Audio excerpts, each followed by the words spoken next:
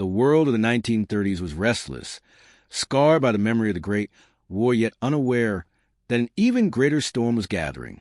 Streets across Europe echoed with marching boots, banners bearing symbols of power unfurled in city squares, and radios carried fiery speeches promising revival and glory. In Germany, resentment simmered under the weight of the Treaty of Versailles. In Italy, Mussolini boasted of an empire. In Japan, leaders dreamed of conquering Asia to feed their people and armies. Factories that once made cars now forged tanks and planes. The League of Nations, meant to preserve peace, watched helplessly as aggression spread unchecked. One by one, nations fell under the shadow of dictators who saw war not as tragedy, but as destiny. Ordinary people longed for stability, yet the world edged closer to chaos with each passing year. And as the sun set on the decade, a fire was about to ignite, a fire that would consume continents, topple empires, and become known forever as the Second World War. The roots of the Second World War reach back to the aftermath of the First World War. That earlier conflict ended with millions dead and entire empires collapsed, but the peace that followed was deeply flawed. The Treaty of Versailles of 1919 forced Germany to accept responsibility for the war, pay crushing reparations, and surrender territories rich in industry and resources. These terms created bitterness, humiliation, and economic hardship across Germany. Many Germans saw the treaty not as a fair peace, but as a diktat, a forced humiliation that stripped their nation of dignity. Over the next 2 decades, this sense of injustice became fertile ground for extremist leaders promising revenge and restoration. The First World War had ended with a treaty, but not with true reconciliation. This failure planted the seeds of the Second World War, as unresolved anger and resentment smoldered beneath the surface, waiting for an opportunity to erupt again.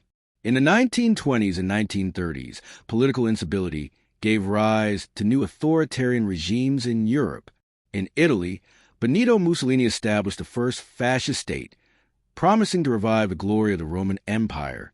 In Germany, Adolf Hitler and the Nazi Party seized power in 1933, exploiting national anger at Versailles and widespread economic misery.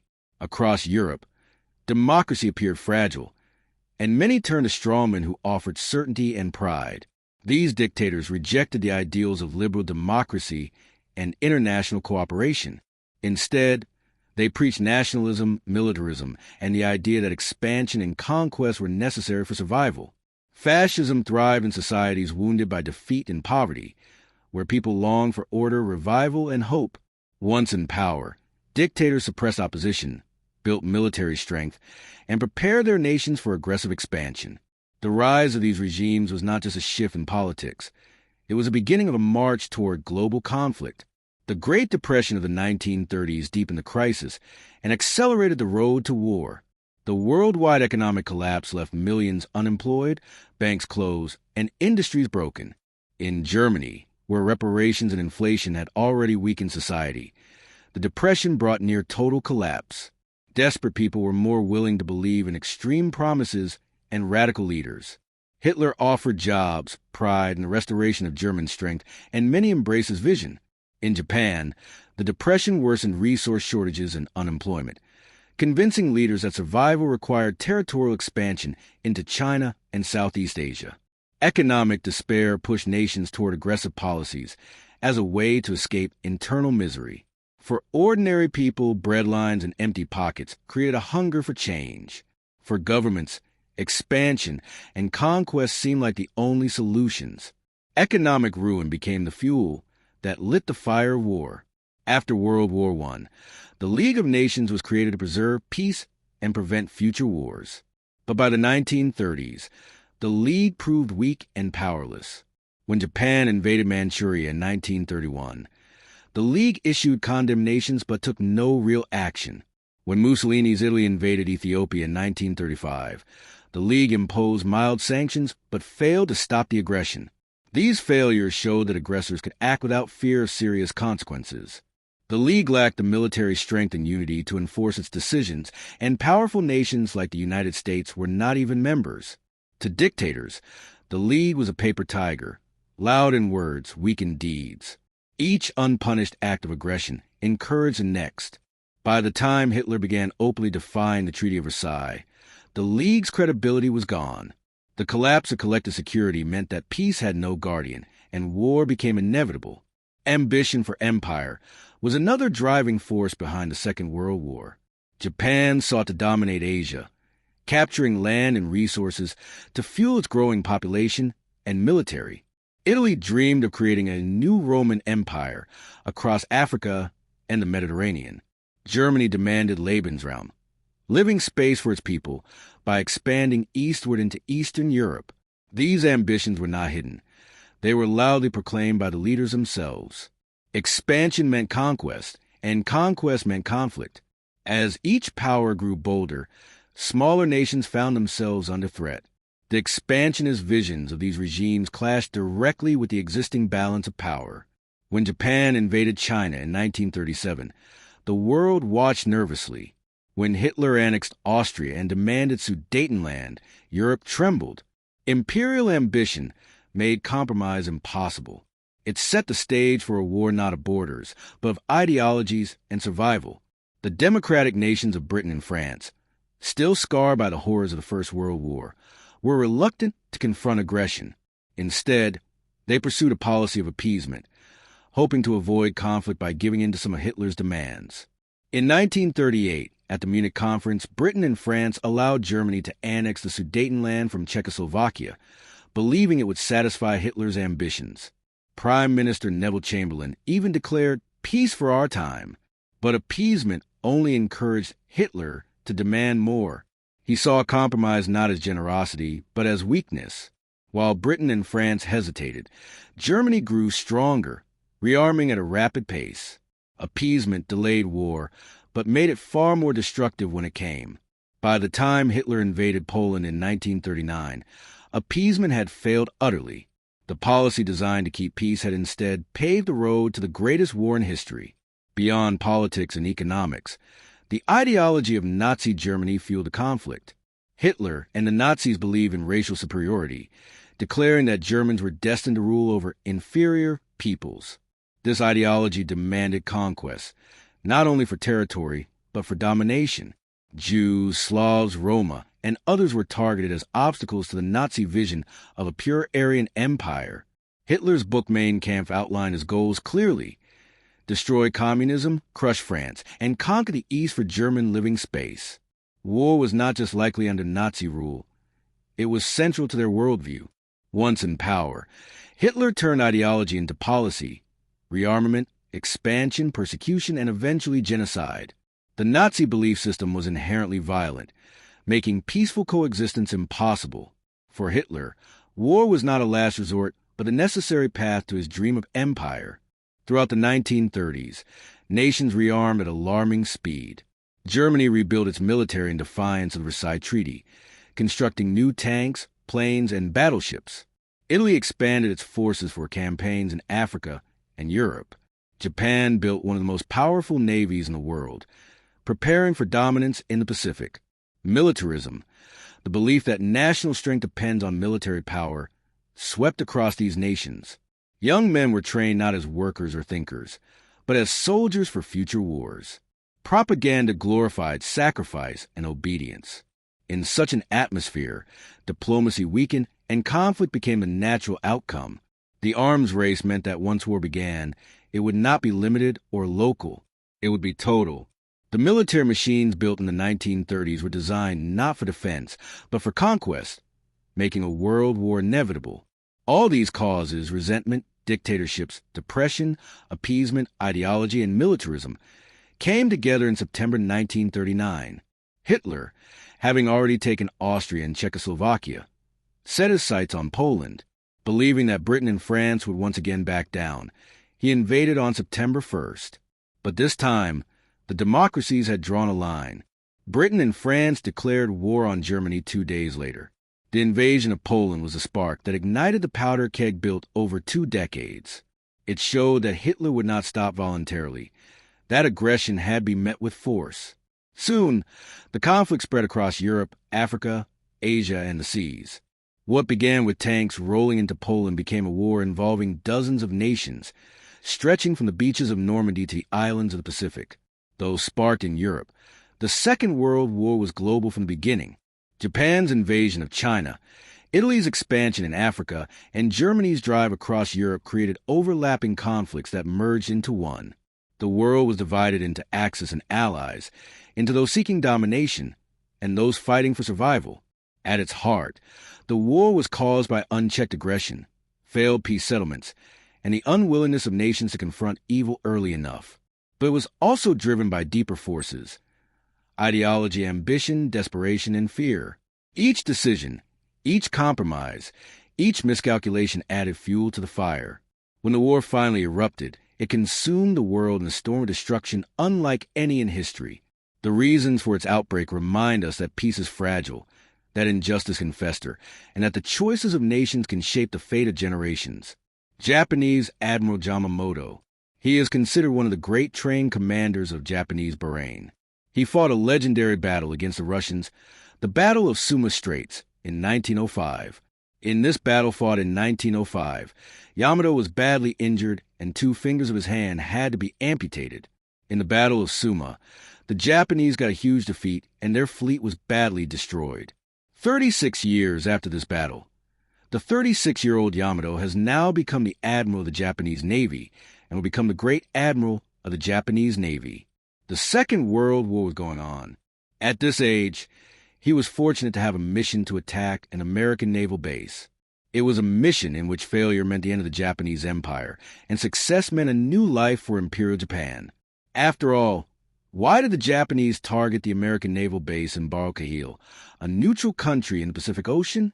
Did this operation save the Japanese or enslave them? I am the Army, and watch and listen to John, who's the great journals end in this episode of Battles. We will show you the story. Music. My Curious Palace at another place, Azim's, if it took place in 1939. It was at that time in 1939 when German home Adolf Hitler started his reign over the European world. He started to turn Germany into a great German Nazi empire. In 1939, Hitler attacked Poland and occupied a large part of it. Hungary and France, who had been trying to stop Hitler in a changing manner for a long time, also put aside their diplomatic efforts and declared war against Germany. In 1940, the Italians of the fascist Mussolini declared their support to Germany, and France declared war. In June 1941, Germany attacked Soviet Russia and dragged it into the war. So, friends, now the battlefield was set for you. France and Soviet Russia were the Allied powers, while Germany, Italy and their allies Hungary, Romania and Finland were fighting against them. It came to be known as Axis powers. But friends, in this war there were 2 more very powerful countries. These countries, Japan and America, both were afraid of going outside the Axis powers, but their enemies were fighting in some or the other way, like America with Britain and Japan with Germany. Then, friends, it was like that America and Japan were already fighting a Cold War of attrition in the Pacific Ocean. It had its own interesting background. Actually, by the time of the start of the Second World War, Japan had established its powerful empire in Asia. Japan had captured large areas of Korea, Taiwan, and China, while it had also created its own army in Cambodia and Los Angeles. That is, it was also a colony of Mobile. America's largest colony was Philippines. Malaysia was a colony of Britain, and Indonesia was captured by the Netherlands. But even in these 3, the British were very concerned about the growing power of Japan. Especially the Japanese were worried about the entry of the Japanese into China. So, in July 1941, the Japanese forces were sent to China. To get out of this, the European rulers completely stopped the supply of oil to Japan. This ban stopped 90% of Japan's oil imports. Now, if you stop the oil supply of a country during its existence, how will it fight? Friends, this ban tied Japan's hands and feet. Now it only had reserve fuel with which it could fight the war. Apart from this, if it wanted to be useful, then it had only one option, that is to go and capture oil-rich Indonesia and Malaysia, because these were the 2 fools who were also colonies of Britain and Netherlands, i.e. Japan's enemy. But there was another obstacle more than these 2 countries in capturing these colonies, and that was the American colony Philippines, i.e. the brave America was standing in its way, which was neutral till now in the ongoing World War. So, without controlling the American colony Philippines, Japan could not maintain a supply line by capturing Indonesia and Malaysia and could not bring oil from there. That means to capture Indonesia, it had to capture the Philippines. It had become very necessary to do this, but the power of America stood in the way, and the strength of this power always prevailed over our powerful country, because the answer to any attack on the island was to come from America on this powerful strategic base every time. The Japanese first made a program to remove the strategic base from the way. Friends, according to that, the task was handed over to the Jabiker commandos of the Japanese Navy, who had fought against Russia in their youth and had seen the industrial and military power of America with their own 2 fingers and eyes. Therefore, before this attack, they kept threatening their government that America should be defeated. The Japanese government did not listen to them and kept the decision of attack firm. The Japanese had to pay the price, but this location was such that a sudden surprise attack was very difficult here. You also look at this location and its geography.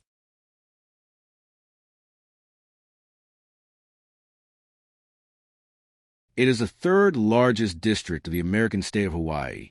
The capital of Hawaii is also the same. In this island, there is a small piece of land inside a sea valley, which is called Ford Island. There was a U.S. base on this piece and the surrounding land every time. To reach it, one had to pass through a narrow sea route, and this route is as you can see. You can see that nature was acting as a door to protect this narrow path.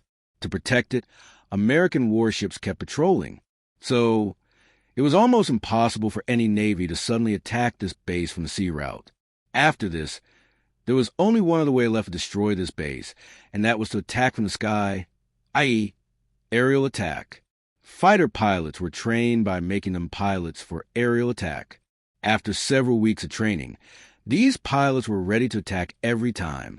This Moto, who was the planner of this attack, was not to go with them. They had to man this war sitting in the head office of Japan, and its command in the sea was to be in the hands of 2 Gomo, vice side mirror. On November 26, 1941, the Japanese army set out for Pearl Harbor from Raw Island. This beautiful island was under the occupation of Japan at that time, but now it is under their control. From here, the Japanese Army's 1st Air Force was called the flagship. The entire force was being controlled by the Japanese Navy. After traveling about 5,000 kilometers, the base was to be attacked every time. This base had 6 aircraft and 23 other ships. Apart from this, 30 other ships, big and small. The Japanese had 414 ships prepared for this attack. Out of these, about 3,300 ships were to take part in the attack this time, and the rest were protected by staying on the prepared bases. In order to face this Japanese force, we have recently prepared our Pacific Fleet. Friends, let us also see the situation there. The Americans had about 100 patrol ships and bases. Among these, 59 were very powerful ships, and they also had anti-aircraft guns. Among these ships, there were also 8 battleships. These were considered the most powerful warships at that time after aircraft carriers. Apart from this, there was also a submarine base in Portland, which had 4 submarines and 2 submarines. There was a coin on the island and in the Passion. The airways also made a big air attack. In all, about 400 Americans were ready to attack. The American Army was also present at the main place, which was equipped with machine guns and ready-made anti-aircraft guns.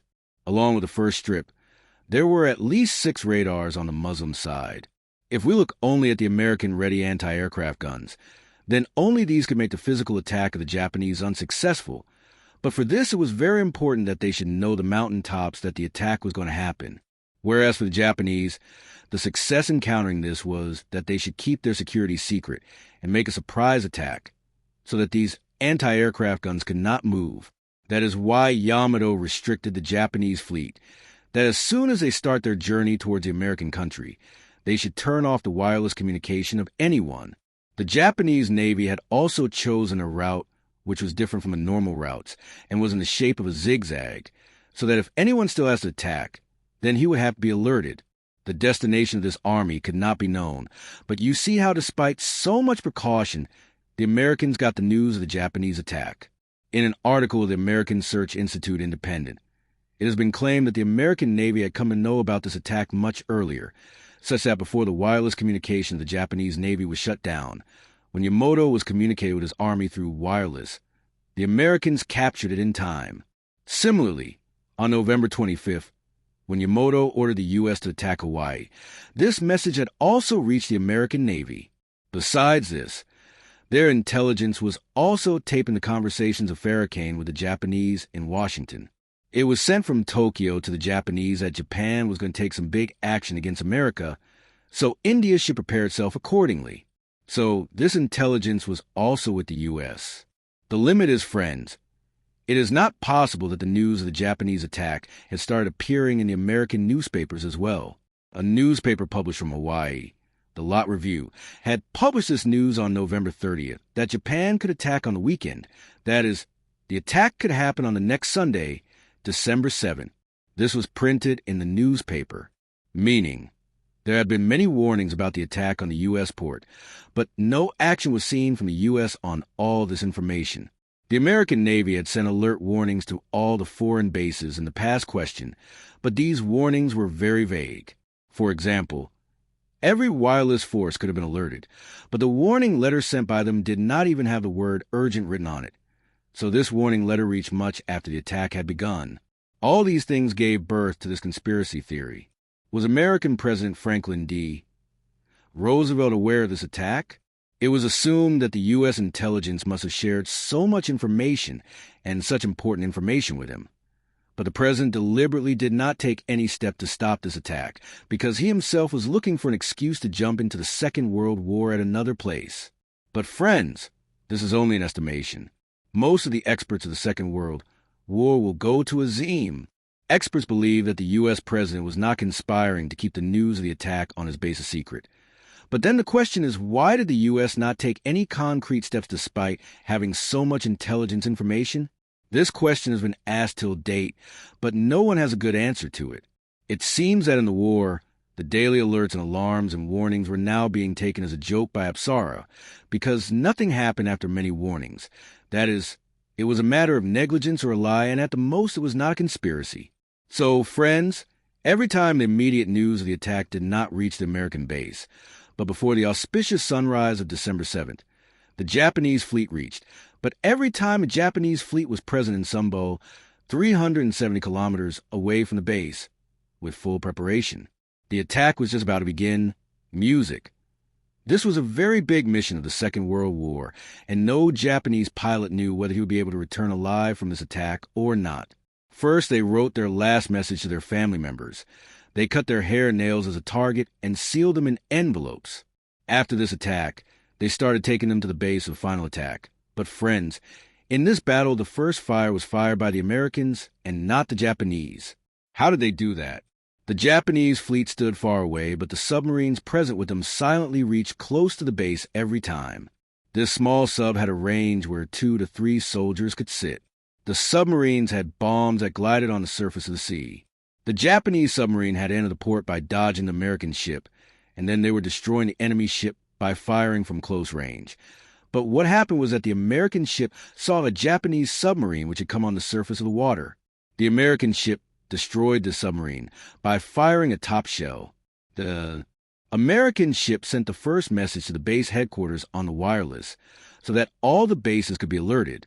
All the hotels and all the weapons could be seized. But you already know that both of you the mutation was false, and the base was already in the same condition. No one in the headquarters took this matter seriously. During this time, the Japanese Air Force had taken off for a full attack. Apart from that, bombs weighing up to 800 kilograms were also stuffed in these Tayans. Each preparation had a fuse of about 4 hours. The American forces got the first indication of the Japanese attack at 7:02, 7 o'clock, which was in the Somali corner of the island of Najib. The American raid had seen the first group of Japanese Tayans, but the American forces thought that these were American 2073 Ready Ones who were coming here from the American state of California. But every time the base had been locked beforehand about the arrival of these Tayans, so the American commanders could not tell whether these Ready Ones were friends or enemies. In the next 50 minutes, the first group of Japanese Tayans reached the place. At 7:53, 7:53. A message was sent to all the Japanese Teians on the wireless. With this message, the Japanese started bombing the barrage with full force. The Japanese got ready and got divided into small groups. They attacked some of the airfields, and the rest of the preparations started on the outer beds standing in the barrage. Before the Japanese could get ready, we destroyed the American airfields. Most of the preparations standing there were destroyed. The rest of the airfields and the harbor bases had also come under the attack. Most of the planes present on these bases were either destroyed or were not able to fly due to the damage. Some American machine guns present on the airfields tried to target the Japanese, but they could not cause much damage to them. Some American planes also flew and shot down some enemy Teians, but the attacking Japanese were so large in number that these few American fighter planes fell or ran away. The Americans were burning. On the other hand, the Central Park Harbor had also come under the attack of the Japanese. This picture was taken from the Japanese base. In this, the harbor island and the ships standing outside it are visible. This place was the real target of the Japanese attack. The 8 American battleships, which were the biggest enemy of the Japanese in the attack, were also present near it. They blew up their entire ammunition on this island and the ships standing around it. All the ships standing there were destroyed, and many buildings also collapsed due to the bombing. Some bombs were also dropped in the sea from the outer ship present there. These bombs, sliding on the water, reached the engines and ammunition of the outer ship, and when they exploded, the ship was blown to pieces. The American battleship Arizona became a victim of such a bomb and was badly destroyed. 1170 soldiers and officers were killed in the attack of the ship. The second battleship Osama was sunk with 429 people on board. During this time, America had already been destroyed. Within 5 minutes of the bombing starting, firing was being done on the Japanese Teians with the help of many ships and tanks. On this occasion, a hero came forward whose tales of bravery are told till date. He had no training in firing. Despite this, he operated the anti-aircraft guns and killed a few Japanese soldiers. Praise. Despite the firing, the Japanese Teians were damaged. The time was very short. At 8:50, the first group of Japanese Teians had returned to their beds after completing the attack. But the Americans still did not get a chance to feel sad, because 10 minutes later at 9 o'clock, the second group of Teians had reached the shore. This group also attacked the Americans without any hesitation. Some of the Japanese group separated from the rest of the force and attacked the air base present in Sharik. They destroyed many American warships there while standing. Then in the second time, the American ships were also hit by the second Japanese group. In this attack, another American battleship California was also destroyed. By about 9:45, the second Japanese group had returned to their beds after completing the attack. These 2 successful attacks had destroyed the base to a great extent. Here the Japanese had a chance to decide which attack to launch a third time. But every time all the soldiers present there were not able to complete the installation. Japanese on-field commander Vice Admiral Homo decided to return. Friends, there were 2 main reasons for this decision. First, the Japanese had very little fuel left, and then our response was also an attack and counterattack. The Japanese commander considered this much destruction enough and ordered a return. But the task of attacking the Japanese fleet had been successfully completed in his eyes. But time proved that this decision to return was a big mistake, and this mistake was a partial victory. Homo had missed the targets in his haste to return. But the white cylinder with gold circle that you can see in this old picture of the harbor is actually the American Fuel Depot, which is a lifeline of the Navy. These depots are present at many places in every region, and 65 crore liters of fuel was stored in them. This fuel was enough to run the American Pacific Fleet for 10 months. If these ships were destroyed, the Americans would have to store so much fuel again, and it would have taken 2 years to prepare for the war. But due to the wrong decision of commanders, these fuel tanks were saved. Apart from this, the machinery used to repair the ships and the submarine base in Pearl Harbor also remained safe. Another misfortune of the Japanese Navy was that the 3 American aircraft carriers Enterprise and Enterprise were not present in the harbor for the entire attack. Although these 3 ships were to be destroyed according to the original plan of Admiral Yamato, these were the targets that should not have been left alone. In fact, their destruction was more important than the battleships. But what happened was that at the time of the attack, none of the 3 carriers were present on the harbor. Due to the survival of these 3 aircraft carriers and the fuel tanks, it cannot be called a victory of the Japanese. If America had suffered losses due to this attack, 21 of their overseas ships and 188 ships were destroyed, while 169 were destroyed. The Japanese suffered losses of 200,335. 2,335 American soldiers and officers were killed and 1,143 were wounded. In the encounter, the Japanese had almost negligible losses. 29 of their boats ran aground on a small beach and then sank after hitting the rocks. One of the Japanese men in this attack was killed, and the other was captured alive. Welcome was a Japanese prisoner of war in this attack. But the casualties of the Japanese were only 64 in each attack.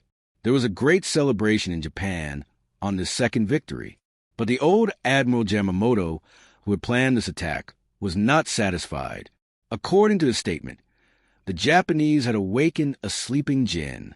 Because of this statement, it is said that if he had been present on the spot, he would not have ordered the Japanese Navy to retreat before the complete destruction of Pearl Harbor. Friends, Muxar, this was a sale every time, but we had given it a blow to Japan.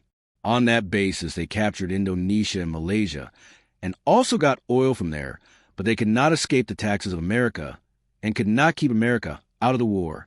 Why did they have to do that? After the devastation of Lahab, America started to rebuild its base rapidly. The 21 American ships that were destroyed were also sunk in shallow waters, and the material to repair them was also present in the harbor. All these ships were taken out of the sea. 3-4 ships that were totally useless were dismantled, and their iron and essential parts were taken out. The rest of the ships were repaired there itself. In a few months, most of the American Navy's fleet returned to duty and started preparing for the war against the Japanese. But every time, on the next day of the attack, on December 8th, the American government declared war against Japan. In just 4 months, in April, America really surprised the Japanese Emperor Herodotus. American warships rained bombs on the proud Japanese city of Tokyo. After this, in the next day, the American warships bombed the Japanese city. For years passed in which the Americans started gaining the upper hand, and finally, this war ended on us at Hiroshima and Nagasaki, with which the Japanese Empire also came to an end, and both the admirals who planned the attack on Han allies would also have to face these consequences, unfortunately. In April 1947, the Americans shot down a ship of the Japanese army gathered near the Indian Ocean, in which they too were killed. This operation was named Operation Vianjan. The next year after the last resting place of the Japanese, in July 1944, when the American forces attacked this place, the vice administrator committed suicide to avoid arrest and the dreadful consequences of the war. It is possible that he must have thought that if only he had attacked the third place on the Indian Ocean, then today I would not have been fortunate to see this day.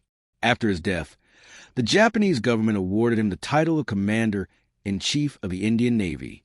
So, friends, every time a battle of the Second World War proved to be the biggest battle at another place, which not only dragged America into the war, but also took away all the power of the Shahid in Japan. Japan remained under American slavery, and its colonies were being closed. Today, only Japan is left. Now, there's a democratic and parliamentary rule, and it is the most powerful. Friends, there was a city called Sterling Ground in 1942. In 1942, Hitler's Nazi army attacked this city with full force. The attacking army had to increase its ammunition, and on the other hand, the Russian-style army protecting the city was also ready to go to any extent to save it. So, it was not just a battle between two cities, but it became a clash between two dictators. So, apart from both, the spirit of the soldiers also immortalized that story. The world still wants to make a name for itself because in the history of mankind, never in a battle of a single city were more than 20 lakh people killed or injured. Never in a single battle, in a battle of a single city. 1,000 preparations did not fall, but fell in this battle, the battle decision. Why those battles were fought, the decision, what happened to it, and why is this battle called a rat battle, I am Faisal Raj and Look, Listen, Janu. We will show you all this in this Kiss of Season 2 of Serious General Battle Music. This was fought in the year 1942 during the Second World War. This was a time when the Second World War had been started for about 3 years. In Europe, Hitler's Nazi Germany's major enemies, France and Britain, had both been defeated. Britain was in a hurry to save its geography, and France was occupied in stages. Most of Europe was occupied or became its territory. Only Switzerland was the largest country in the world, Russia, which was still largely independent. But the German forces were capturing it as well. Music. And down in the south, all the Soviet territories up to Ukraine had come under German occupation. In these conditions, the only supply line for the Soviet-Russian forces that were present in the southern regions and important areas was a 3,000-kilometer-long Volga River. It was through the Volga that they would get arms and help from Moscow. If this river was cut from anywhere, then the vast area of Soviet Russia would be cut off from Moscow and the market of Soviet Russia, the result of which would be that tea and oil-rich areas like Azerbaijan would fall into hands of the Germans. Now, obviously, a lot of fuel is needed in a war, but there were two major reasons for cutting off the supply lines of the Volga from Stalingrad. The first strategic reason was that tanks and cannons were supplied to the Russian forces from the factories of Stalingrad. The second was a matter of necessity. The city was named Stalingrad after the Soviet dictator Joseph Stalin. Its capture could have broken the morale of the Russian forces. So, Hitler ordered to cut off the supply lines of the Volga from Stalingrad. On June 28, 1942, at 2 p.m., an army, which was named Army Group A, turned toward South Russia, while the other army started advancing towards a group. The infantry in the army was named the Sixth Army. Along with it, there were also squads of soldiers, which were called the Sixth Army. But there were 270,000. After getting reinforcements in the next moon, the number of this army increased from 1,010,000. This army also included military squads from Germany, Australia, Romania, Hungary, Austria, and Croatia. It is not known what their number was, but this number was enough to attack the Russians. On the other hand, the Russians also could not escape this attack in Shravun Road. Full preparations were being made there to deal with the German attack. Now, friends, let's take a look at the city. It was 32 kilometers by 32 kilometers, and the population was around 400,000. The city was on the northern site in the future. There was a big railway station in the middle, and most of the population was in the south. To save the city, the Russian fort first turned the largest stock of grains and animals to the other side, so that they could not fall into the hands of the Germans. But 400,000 citizens who needed this food were forcibly stopped in the city because the common people were not able to feed them. In the presence of the Russian army, more Russian soldiers were deployed to protect them who could fight the enemy. Then in this life, it also happened that all the men and women between the ages of 16 and 55 were conscripted for military service. The older children were made to dig with shovels in their hands so that they could be used for the German tank. Apart from this, small children were made to work hard to protect the petrol pumps. Almost every big country used child labor. The children would take mud to the banks of the river and build protective walls around the petrol pumps. Apart from this, women were also pointed out at NTR craft gangs in the city to make the city indestructible. Stroller issued an order that anyone who could lift a gun should reach the city to protect it. Anyone who ran away would be shot. The number of Russian army in the stern ground was initially 187,000, which reduced to 187,000 due to the continuous deployment of military squads from all over the country. This number had reached 11 lakhs by the end of the war. 1 million during these Russian preparations when the German forces reached the shore of the German city on August 23rd. It was no surprise for the Russian army. They were fully prepared for it. But soon the German preparations in the sky failed, and this beautiful city went on the path of destruction. On August 23rd, the German Air Force started attacking the city. So on the very first day, we made 1,600 attacks. In this, we dropped bombs weighing 1,000 tons from the German aircraft. Due to this bombing, almost all the wooden buildings built in the city were burnt to ashes. The concrete buildings were also razed into ground. The petrol warehouses on the river bank and a lot of selling infrastructure had also been destroyed. This was our special interior craft ganj. The Russians who were running the battle were very difficult for the girls. They were able to destroy the battlefield. They fought, which washed away the stain of the first failure to a large extent, and their brave men were killed. At a place in the northern part of the city, northwest, 37 anti-aircraft guns were deployed. On getting accurate information about the attack, these brave Russian tanks turned their guns towards the German tanks, which were moving towards the city, and opened fire. From there, the German tanks also started spewing fire. The fight continued for many hours, and the animals suffered a lot of damage, but in the end, the Germans destroyed all the 37 guns, and the air gunners were either killed or hit in the front. But as soon as these Germans came to know that they were facing the Russians, it was a big surprise for them. Friends of India, Germany continued the series of physical attacks on the city. In just 1 week, 40,000 civilians were killed in physical attacks and air strikes. Sudir, the last attack due to the bombing, was on August 28th. On August 28th, 3 children and the injured were taken out of Stalingrad through Kashmir, but the male citizens were not allowed to do so. They were forced to stay inside the city and help their army. Meanwhile, the German army was busy in besieging the city. By August 31st, the German army had reached the bank of the New Volga in the city. Its troops had also reached from the west. Now the city was surrounded by 3 armies. The Russians could get some help only from the river in Shirki Sind, but this route was also under the ground and physical bombardment of the Germans. Thus, the Russian army present in the army was practically defeated. After besieging the city, on September 13th, Janda started a proper attack in Hassan against the city. These attacks were also being led by the German Air Force. Just look at the intensity of the physical attacks yourself. During 16 to September 25th, i.e., in 9 days, we made 9,786 attacks on Sajanger, i.e. 975 attacks daily. The Germans used to run away after doing light bombing on the forts. That is, the Germans had complete control over the mass of the Sterling Guard. To save themselves from the German Air Force, the Russians adopted a new strategy, which is called hugging the Germans in English. This strategy meant that the Russian soldiers would fight so close to the forts that the Germans would not have the option of bombing. Obviously, in such a situation, if they bomb, their own German soldiers would also get killed. So under this strategy, the Russians converted each house and each street of Shravan carried into a front. When the Germans would occupy one building, the Russians would take position in another building. When the Germans would move towards it, the Russian soldiers would return to the first building through Shivraj lines and crunches, due to which the forts would have to turn around and fight for it once again. The Germans were defeated by this cat and mouse game. This terrible rat war started being called. Soon the situation in this red war reached a point where Tamashuda started arising for each room of the building. Now, positions were also being told in such a way that right now we have captured the kitchen of India. The fight is going on for the bedroom. For this, and this we need to send quickly.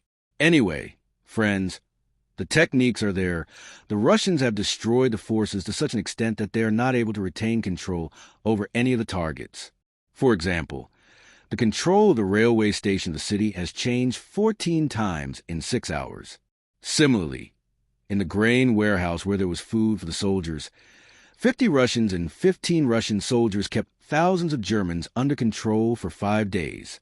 Out of these, 40 were killed, but 10 soldiers still escaped, and while leaving, they set fire to the grain present in the warehouse. Friends, there was some sniper spear in each and every rubble field heap, but there was a place to hide. Anyway, in the midst of these rubble, a Russian and his Russian stuff, 225 people were killed. The famous film Enemy in the Gates was made based on the story of this Russian sniper, by adding a little fiction element. But despite the Russian influence, the German forces continued to attack the city from Muktali Sind. But the film was successfully released in October. I had already arrived. On October 7th, German forces hoisted the Nazi flag in the Junas area, and the German media declared that this area had been liberated. Now, the battle had shifted from the northern part to the northern part, and here you know that there were many Russian factories. This was a stalled factory area. The most famous among them was the strange tractor factory. In 1942, this factory was also a front line of Russia.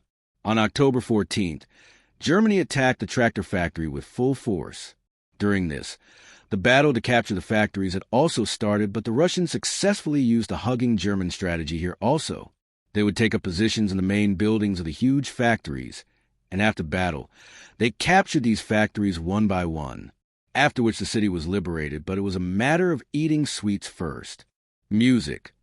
When the month of November started, 90% of the city had come under the control of the Germans.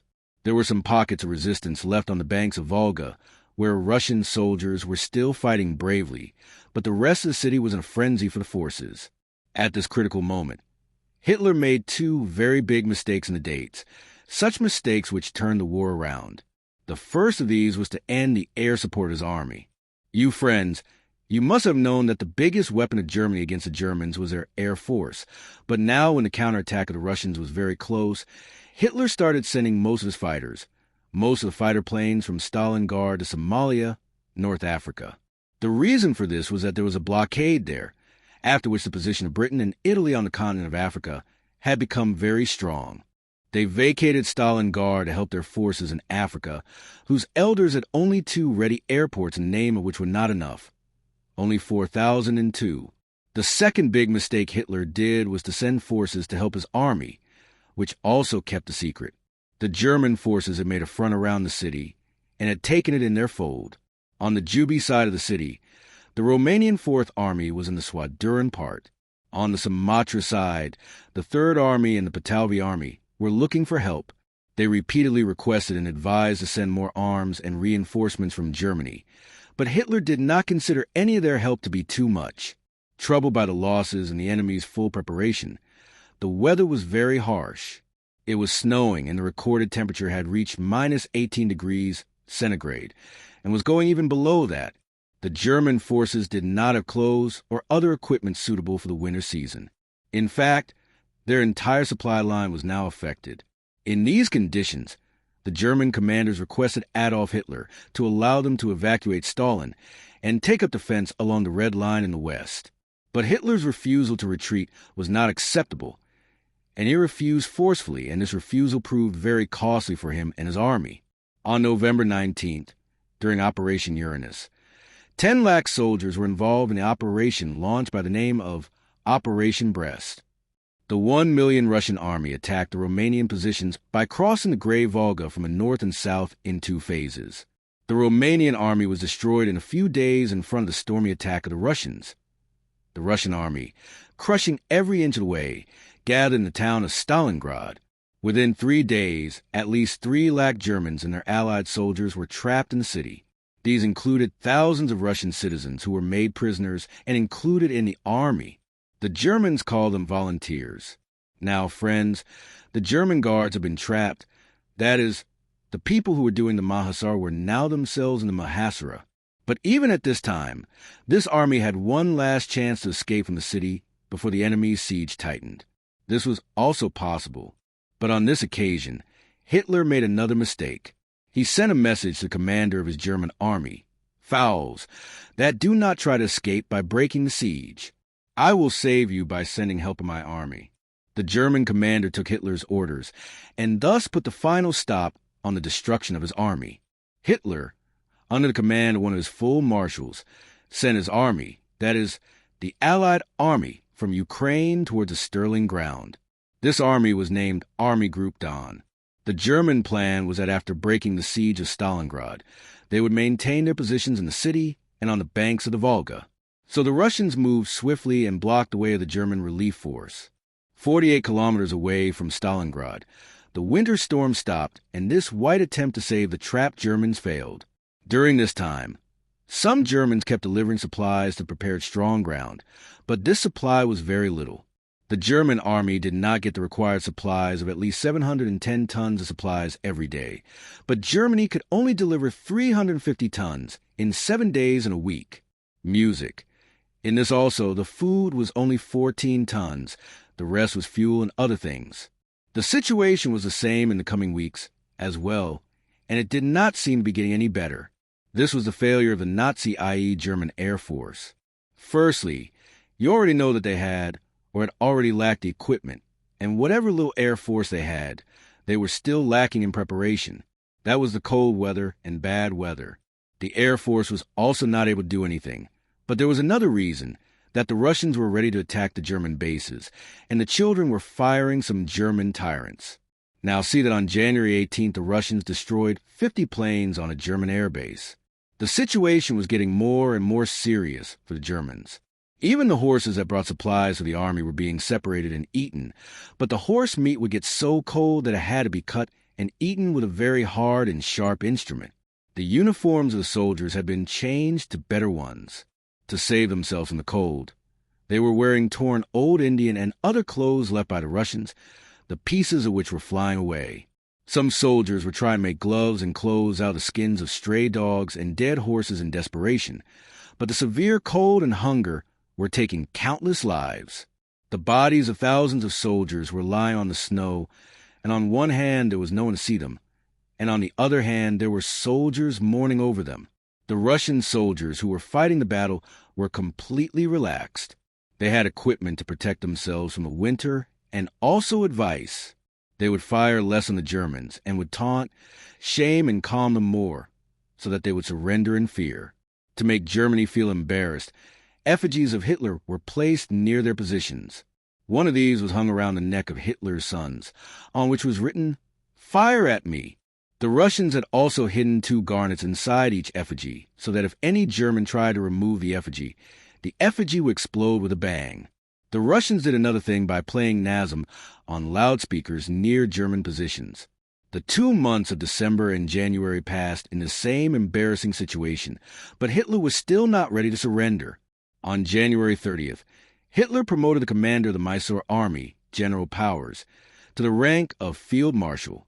Hitler thought that a Nazi officer of this rank had never surrendered, but the ground position of the German forces was very difficult. The condition had become so bad that locks of dead bodies had fallen. In such a situation, how could the women sell them? The Field Marshal had no control over it. So on January 31st, the newly minted German Field Marshal went straight to the headquarters of the same army. On the way, at every second step, dead bodies of his own comrades were lying scattered. Crossing them, he came to the Russian camp and raised a standard and surrendered his weapons. On February 2nd, on his order, all the German soldiers present in the city came out of their villages with their hands raised and started handing over the soldiers to the Russians, and very few of them survived. Zindabad Germans and the rest had died of cold or firing. Those who surrendered were sent to Russian cantonments. But to save their lives, nearly lakhs of arrested Germans surrendered. I end the battle of 6,000. The Germans and their so-called Axis powers had 6.30 lakh to 7.30 lakh troops. The Russian army, which was on the defense, had suffered heavy losses in the beginning. They had more than 11,28,000 soldiers. Despite these losses, Russia had won this war anyway, and this victory at Sterngard was a decisive victory. Because of this, Hitler had to call back the forces that were fighting in Russia, which were sent to capture the oil fields. That is, after surrendering an army group A Sterngard, the Germans in Soviet Russia were facing defeats one after the other, because now their army had lost momentum and the Russian army had gained momentum. After surrendering, Hitler committed suicide and the German Nazi Empire ended. Friends, this M3 battle of the Second World War was a very complex battle. We have tried to make it as simple as possible in such a way that the sentences and the facts are absolutely correct and you can read the story of the war. To understand this completely, this is a debate of Egypt. It is the shortest sea route between Asia and Europe. It is a sea route. During the Second World War, Britain had control over the Suez Canal. This route was a lifeline of the British Empire and their fathers. They used to import petrol and fuel for themselves through this route during the war. If their enemy had captured this canal, the supply line of the elite powers would have been closed. It would have become a big problem for the British Empire and their fathers. In 1942, in the third year of the Second World War, this canal was a supply line of the British Empire and their fathers. This canal was really targeted by the Nazis. This canal was in danger because Nazi leader Adolf Hitler's favorite commander general had made a plan to capture Egypt. He was fighting the British in Libya from 1941 to today. During that period, from Libya to Somalia, the German Nazis and their fathers had complete control over the entire Africa, and during the first year of this control, he had defeated the British many times under the leadership of General Rommel. Because of Rommel's intelligence and cunning, his enemies used to call him Fox Saharai Loma. So, it was like this that General Rommel entered Egypt through Libya with hundreds of tanks so that he could capture Nahar Suresh and cut off the supply line of the British. When the then Prime Minister Churchill saw this strategy, he sent his best general to the battlefield against General Raval. This was General Bernard, who had killed General Raval, and then called Tarif Jain in the desert of Egypt. So, what happened to General? Listen, we will show you the story of Janu, music. There's a small town on the banks of the big river in Africa. That is, a town with 2 flags and 2 worlds. This Egyptian capital is 100 kilometers from Kara and 400 kilometers from Nahar Suresh. The Battle of the Second World War was fought near this town, which you know is called the Battle of Alaman by its name. A position was taken so that General Rona, coming from Libya, could be stopped from reaching Nahar Suresh. This was an ideal place to prevent them from cutting off their supply lines because the Al-Qatar Depression in its south was like a strip of empty space of kilometers.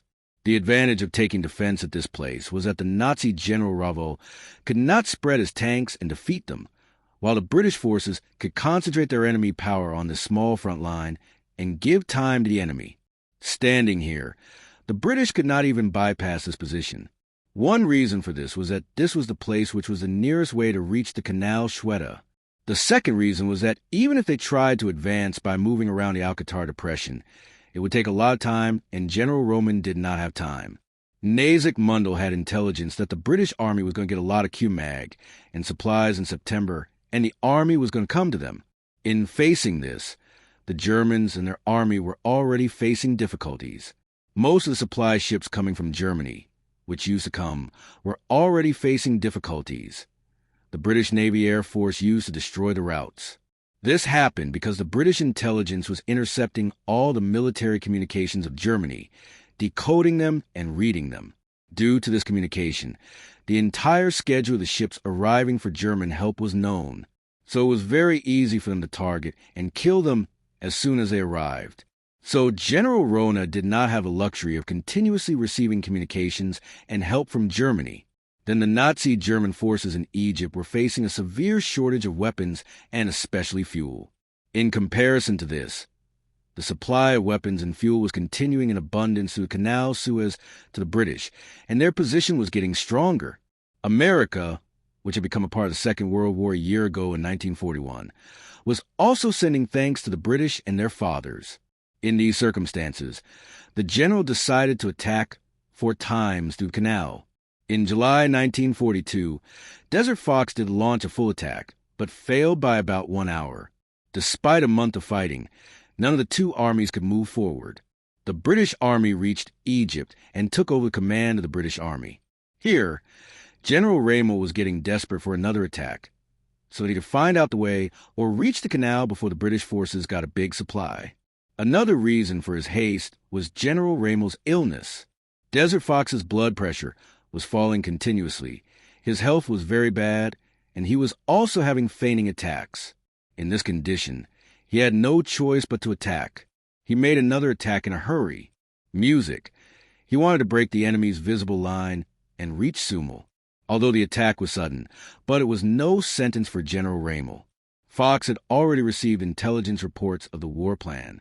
He had taken position near a small hill range called Al-Morafat in the Alamein mountain range. He spread his forces around this hill when the German tanks attacked. When they moved towards Al-Marafa, the British started artillery bombardment on them.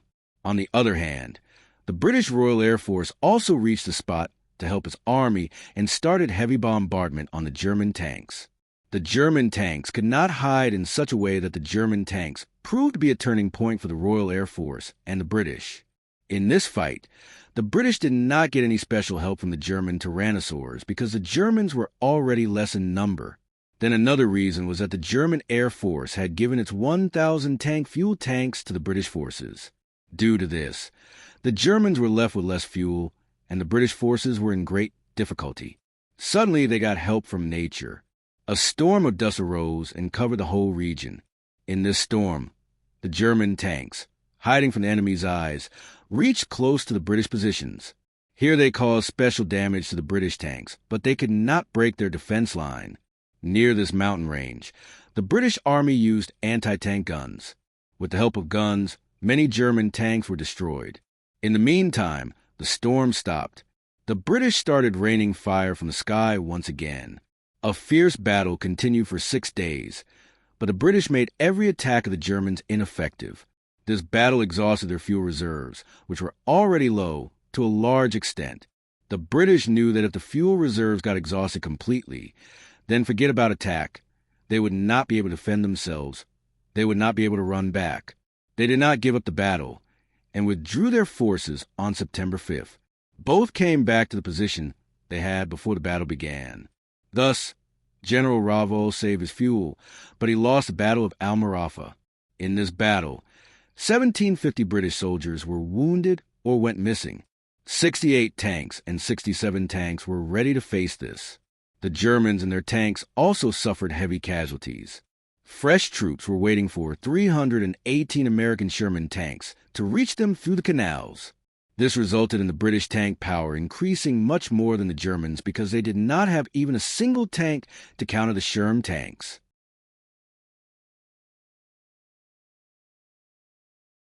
The German tank was very strong, friends, and the only way to destroy it was to target the fuel tanks of a Sherman. This was not that easy because it is very difficult to target a particular point of the tank, and that too at a time when it has been built after a lot of preparation. On the other hand, even a single shell from the Sherman tank was enough to knock out any German tank. After getting this powerful weapon, the general now had a chance. The plan was to drive the Nazi forces out of Egypt. They started preparing for the attack. They received another news that the ailing Nazi commander Mel's leave request was approved. The letter was given to the Joint Chief of Staff, but he did not have the same bravery as Roman.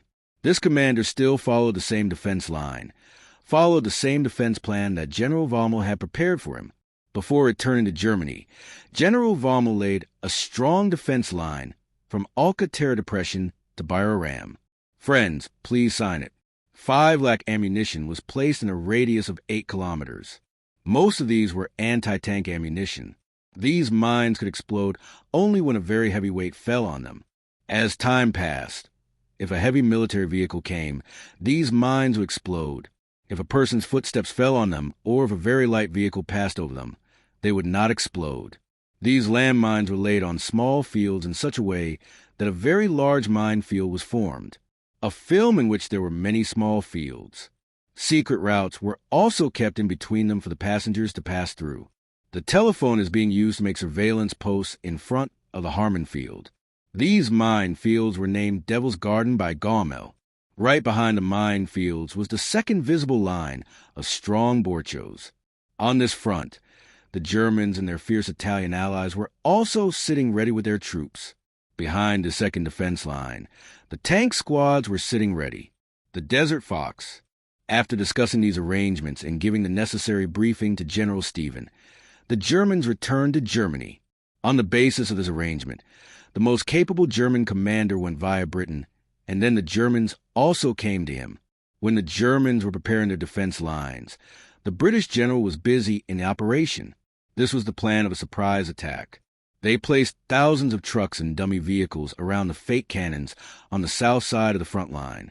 They also started laying a burnt fuel station and water pump line. It means that this was faked.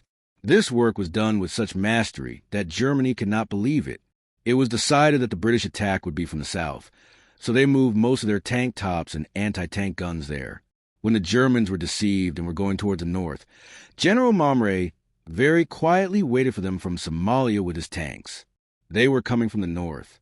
The British flanged their tanks, which were advancing from the south with such expertise that when seen from a distance, they looked like tracks.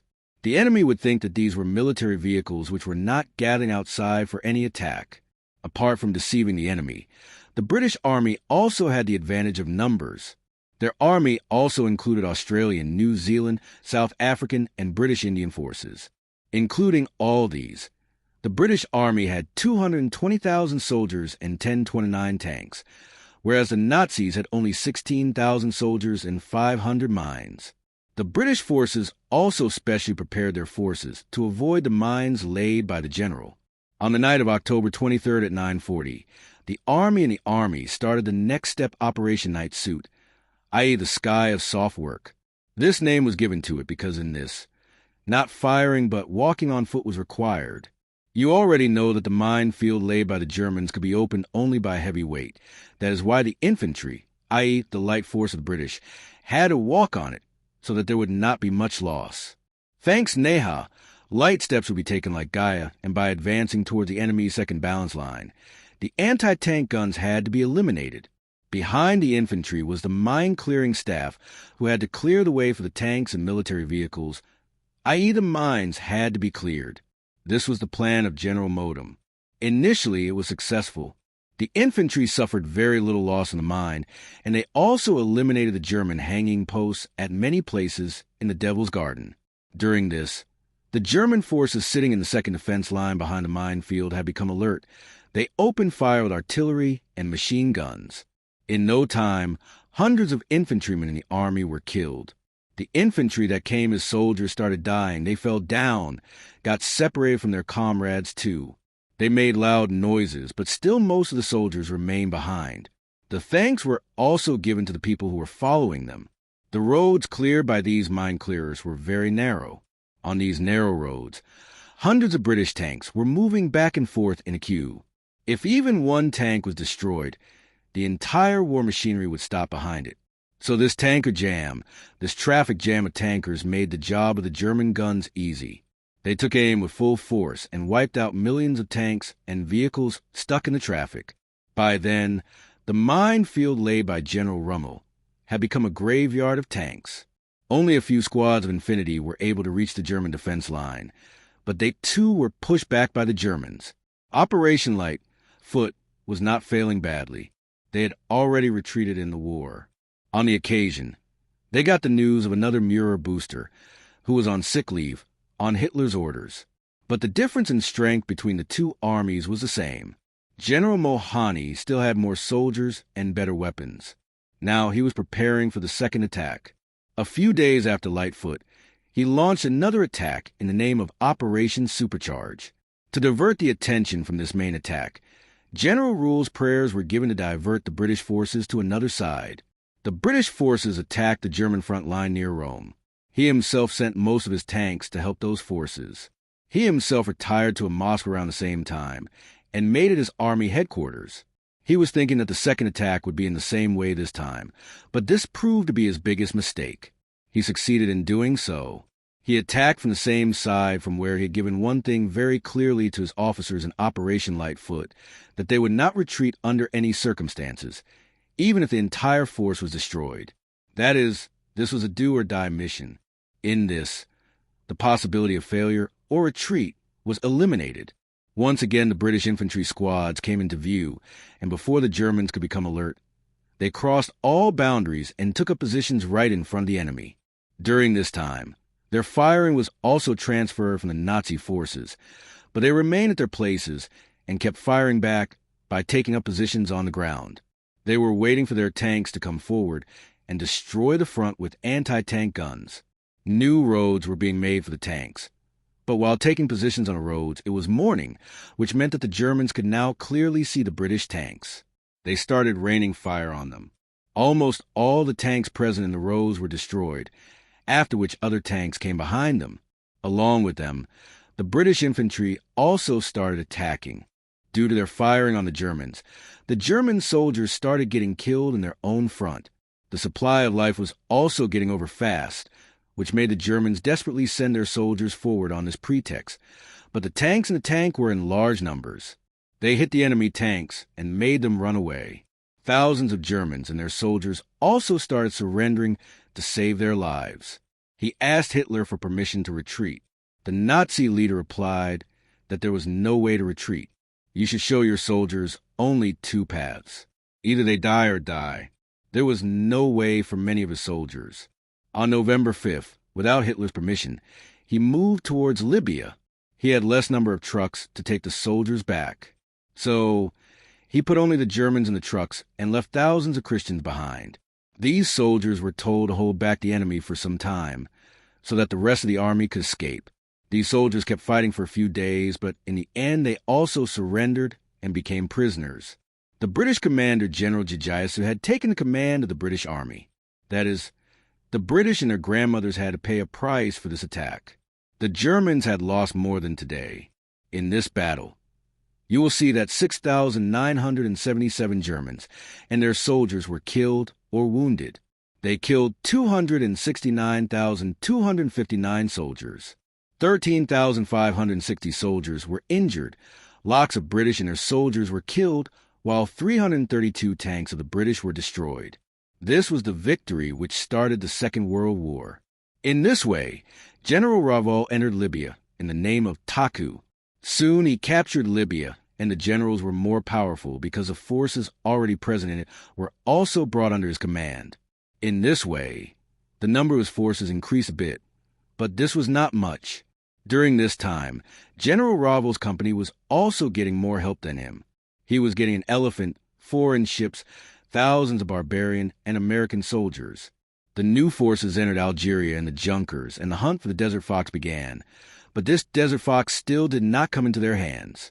In March 1943, General Raval, disappointed with the Muslims, left the command and returned to Germany. After his return, more than 200,000 German and American soldiers surrendered in the interior of the country. That is, within 7 months of the birth of the British, the Nazi forces were wiped out from South Africa. Now this empire had come under the control of Britain and its allies. After this success, the Nazis attacked Italy in the same year, i.e. 1943, which was supported by Germany. General Din was involved in this campaign. Next year, on June 4th, the elite forces of Italy had captured Rome. After imposing a war on Italy, the Italians were also ready to attack Nazi Germany. For this, it was necessary to land troops in German-occupied France. The army started gathering in Britain for this campaign, but once again the command of the British army was given to General Motley Fossil. Adolf Hitler sent General Handel to the French front to stop these elephants. Once again, the two old enemies who fought in Africa, those commanders came face to face, but this time the Desert Fox was to be defeated. The war had to be fought on the seashore. This was also a very big decision, and it is remembered in history as the Battle of the Wall. The important line that you are seeing from the border of France to the Somali corner of Norway is called the Atlantic Wall. It was a defense line of about 4,000 kilometers long, which was established by Nazi Germany during the Second World War under the rule of Hitler. The purpose was to prevent a ground attack on Germany from Britain across the sea. The Atlantic Wall had heavy artillery, which used to subdue the foreign ships. Apart from this, machine guns and anti-tank weapons were also present at the front. Now, if Britain and its allies had to defeat Germany to protect them from whom this wall was built, then they had to break this wall at any cost. In 1944, they attacked the security line, and from there, moving forward, captured the German capital Berlin. In this way, the Nazi Empire had a plan to finish this war. For their plan, the British forces had started large-scale preparations here. The factories were getting ready at a rapid pace. To help the British, lots of American soldiers were also landing in British cities. They had tanks and other war machinery with them. These forces were training hard to fight the enemy, how to cross the sea in the enemy shelling, how to fight in the jungles, how to drive the vehicles on uneven ground. All these preparations were going on. The commander of the authority forces present in Britain, America General, was organizing a war. The Romans had defeated the general. Now these two old enemies were once again facing each other here. A decisive battle was going to take place, which was to decide the fate of the Nazi Empire. And listen, in the 4th episode of Battle Series Season 2, we will show you the same story of D-Day. Music. Micro at the time when this incident took place, Germany had occupied France. The Romans had defeated the Germans during this occupation. After reaching France, he took over the command of the German army. Now, General Ramel had only one mission in front of him, that the German and other forces landing on the French coast should not be allowed to land under any circumstances, and then should not be allowed to reach Germany. That is, if they land here, then wherever he went, he was getting full intelligence information about the preparations of the Roman and American forces. He had understood that the Atlantic Wall would attack any moment. During this time, at many places it appeared really strong, but at many places it was either defeated or light weapons were not available there. He started using force. On his orders, the sea was laid in front of the line shown. Heavy iron barriers in the shape of a cross-X were erected. This was because when the waves of the sea rose above the wall, the Germans would attack the Atlantic Wall. When the boats are mounted on boats and reach the shore, these obstacles hide inside the water. If in such a situation any external ship or boat reaches near the shore, then obviously these obstacles will tear the hull of the ship and make it useless. Bombs were also tied to some of these boats, so that the soldiers riding in the boat are also killed. Apart from this, the stems of the boats were cut and destroyed at various places on the shore. These stems were tied to each other with wires, and bombs were also planted at some places. These bombs can explode even with the slightest movement of the wires. This net of boats was specially prepared to stop the infantry. They were converted into ponds and ditches. It was difficult for the military vehicles to pass through them, so this was done so that if the army goes inside, it gets stuck here. You are paying no attention to this normally, but they also had a big problem to deal with. There were no boats on every corner of this 4,000 kilometers long sea line. In Surat, landmines could not be laid, nor could such obstacles be erected that could stop the enemy from every place. Germany did not have the time and money to do this. This was the reason that despite all the efforts of general knowledge, the Atlantic Wall could not be made invincible. There were many gaps in it from where the attackers could enter easily. Now Britain and America, that is, the Allied powers, had to decide when and from which place they would attack. Now it was like this, along with the friends. The tractor had chosen the place of attack as per its plan. This was the right area between the two rivers, Narmada. This area was strategic and was an ideal place for the artillery. There were open fields here where it was very easy to launch a tank attack. This plan of the artillery must have been achieved in 3 stages. In the first stage, they had to capture a large area along the coast of Normandy, where they could establish a strong war base.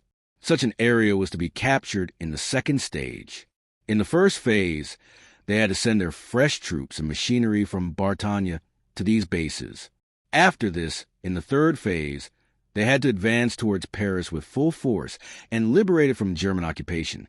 After this, they had to advance towards Vartan, i.e., toward the German capital, on June 5, 1944. The day of June 5, 1944 was planned. According to this, the weather was quite pleasant for the attack on the night of June 5th. In the moonlight, the army could see their targets. Besides, the sea was to be less clear, the sea was to be calm, due to which the water was not to rise much on the shore.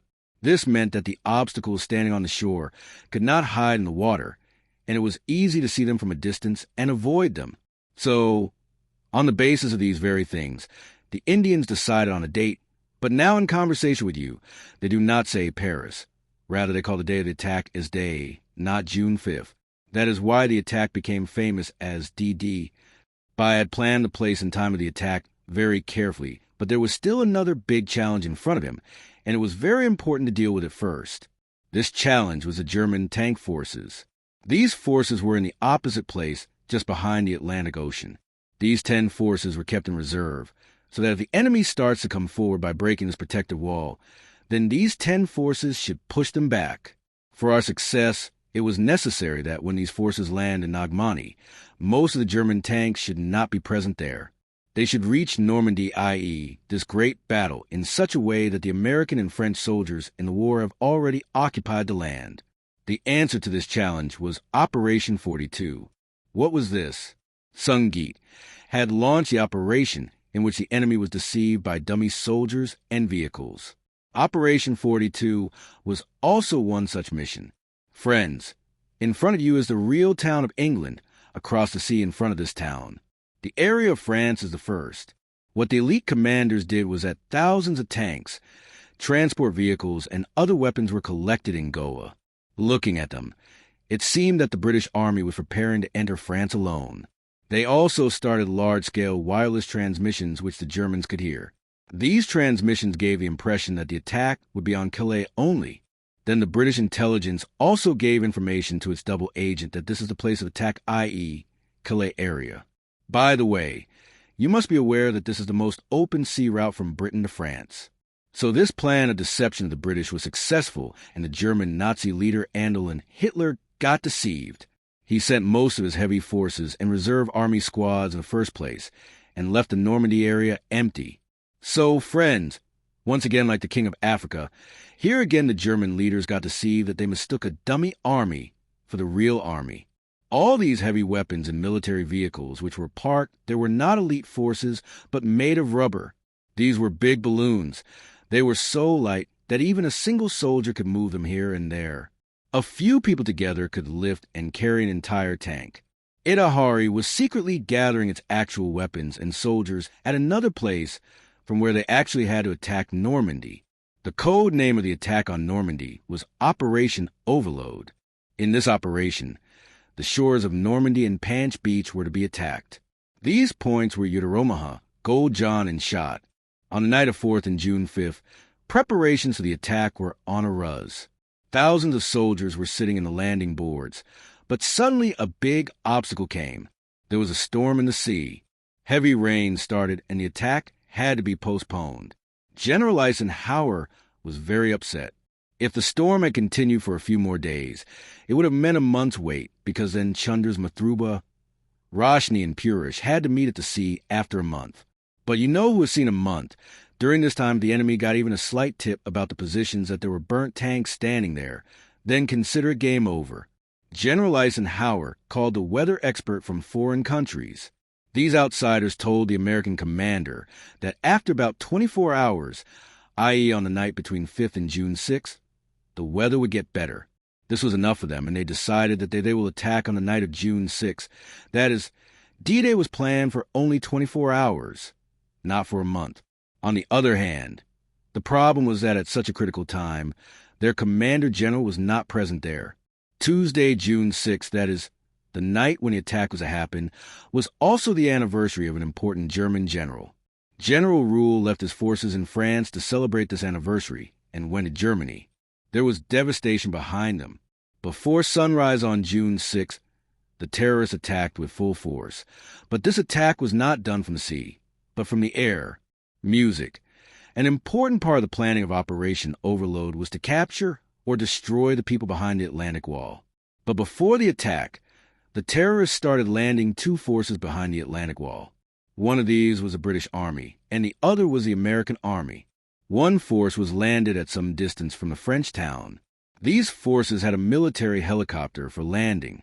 A new design like a helicopter or ship was prepared, which was called a horse-drawn glider. This incident happened when the terrorists landed two forces behind the Atlantic Wall. It was much better than parachute. The problem with landing soldiers through parachute was that firstly the soldiers would reach the ground quickly, and secondly they would scatter to a distance. Then it would take a lot of time for all of them to gather and take any action. To avoid this, the British had prepared Sagitter. It looked exactly like Sagitter, but it was not Sagitter. It was tied with a rope and hung with a transport vehicle. It would fly behind the vehicle, as if you were flying a kite with a string. Many soldiers could sit in it. These gliders could also land at almost the same place. All the forces would remain together, and it was not easy for them to achieve their target. The army soldiers would slide for some distance after landing on the plane, and then they could not keep it intact. In this, some gliders were also damaged and some soldiers were also injured. So we were able to land most of the gliders successfully. The soldiers came out of them in the vessel and stood on the bridge present there over a river and a canal, and this was their last stop. This was the mission of the second part of the third force. That is, the American Army was on two visions. They were landed across the false beach where they had to destroy some roads and railway bridges. But this army did not have any gliders, only parachutes. So before these parachutes could jump down from the plane, the German trained fighters opened indiscriminate fire on their plane. To avoid the firing, they scattered and moved away from their target. But from below, the German fighters were rushing towards them, and machine guns were continuously targeting them. Dozens of American soldiers died even before landing on the ground. Many got stuck in the trees with their parachutes and became the target of German sniper bullets. The trucks prepared by General Roman got surrounded in the ponds and drowned in them due to their heavy breathing. During this, the American fighters also dropped dummy barracks, which kept the soldiers' attention distracted for a long time. But despite this, only 3,000 American soldiers were able to gather at one place. They gathered as much as they could and started trying to achieve their targets. The rest of them scattered here and there. It took a lot of time for them to gather again. Here, these American and British soldiers were fighting the enemy behind the Atmel. On the other hand, the attacks started from the sea in front of them. At 2 o'clock in the night, about 5,000 ships started crossing the English Channel, the sea between Britain and France. 650 of these 5,000 ships were Mushdale warships. On reaching close, these ships started bombing the NAR Mandy shore, as well as all the steps with their cannons. This series of bombing continued the battle continued for 5 hours. After this, the ships retreated and the landing boards with the soldiers started coming forward. The American soldiers were attacking the American soldiers and Canadian soldiers on these beaches. The attack by the British was to be done on the Gold and Short beaches. When the Indian forces, which were to target the Gold and Short beaches, started reaching the shore for the first time at 6:30, their front doors opened and the soldiers who had entered inside entered the waist-deep water and started moving towards the shore fighting the waves. In front of them were the swords of the German Morchas. The soldiers sitting in the boats were shocked by India's martyrdom because such a large mini-army was preparing for peace on this great coast. This attack was to happen in the Banana area near the banks of the river. However, as soon as they were able to handle the blow of India, they opened the mouths of their machine guns to save their lives and fight. In the rain of bullets, the standing soldiers started getting killed one by one. Many brave soldiers stood on the shore and hid behind to save their lives. Anyone who moved forward was killed immediately. The soldiers were also watching the bodies of their comrades falling in front of them. The screams of the wounded were heard. The firing and the bombs had created a havoc. Here on the Normandy shore, the battle was on, and there the German commanders present on the spot were screaming for help from the headquarters. Messages were being sent on the wireless. "Help us. Send tanks quickly. The enemy has attacked here." Tanks had been sent to a faraway place where there was a danger of an attack. Britain had betrayed them. Hitler had given a message that no tank force would move from its place without his permission. That means the commanders present on the ground were all helpless. They approached Hitler to take permission and got the reply from there that Hitler was sleeping and he could not be awakened. Friends, this was a very big blender that the battle had started. The attack had happened and Hitler was sleeping and the Atlantic Mall defenders were falling.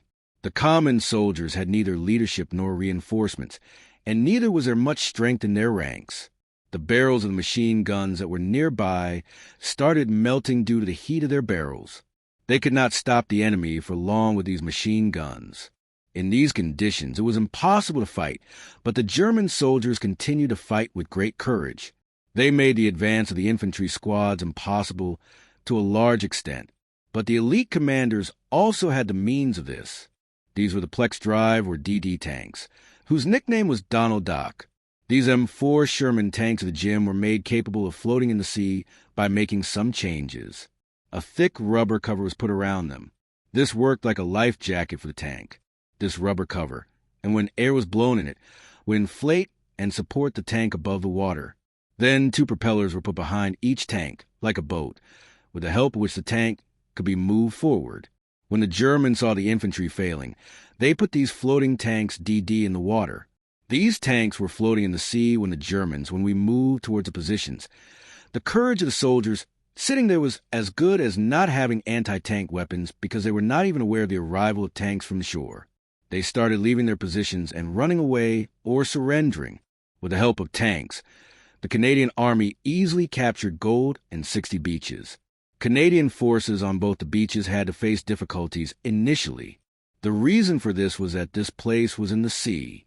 The sea water had risen far up the shore, and the boats standing there were lost from sight. They were destroyed. Even then the Canadian soldiers fought bravely, and finally those who captured the beach. During this time, the forces fighting on the shore kept getting help from the naval forces, with the help of level ships and DD tanks.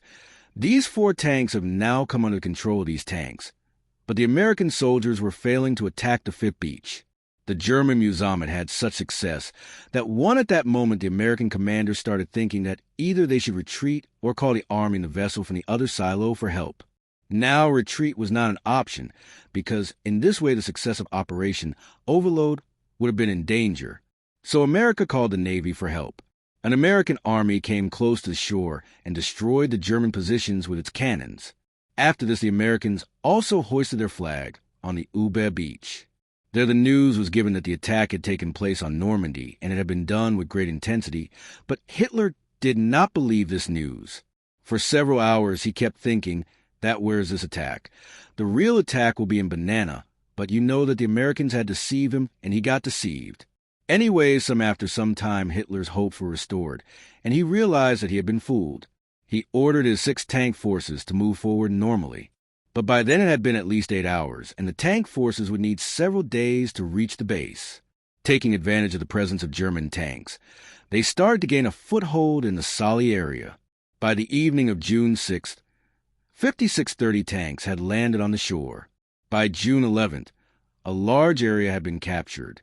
326 soldiers and more than 50,000 tanks and vehicles were present there. It was not possible for the German tank force to get such a large army out of the shore. The rebels had even built floating harbors at the Masuri port on the seas that came under their control. These were called Malabry harbors. An oil supply line was also started by laying pipelines in the sea from Britain to France. More than 10,000 soldiers were killed and wounded in the battle, but this sacrifice was worth it. The advantage of this was that the Atlantic barrier had been broken, and the way to Paris and Berlin was open for the Germans. Now the American and British forces were easily bombing the German tank forces, which were coming to Normandy to help their forces. For a long time the German tanks had become normal, and now they did not have any option of attack. They did not want to fight the war. During this time the Germans also returned to France from Germany, and by then their situation had become out of control. Still, the German commander tried his best to stop the enemy with the help of tank forces in Normandy, but he failed.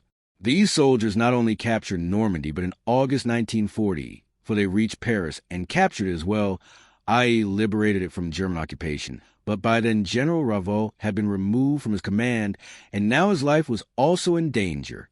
On July 17th, General Ravoux was injured in an Italian attack and was admitted in the hospital. 3 days later, on July 20th, Hitler was attacked with a deadly weapon. There was an attack on his shed. He wanted to save himself from getting captured. An opportunist bombed the conference room of the Nazi military headquarters in Poland.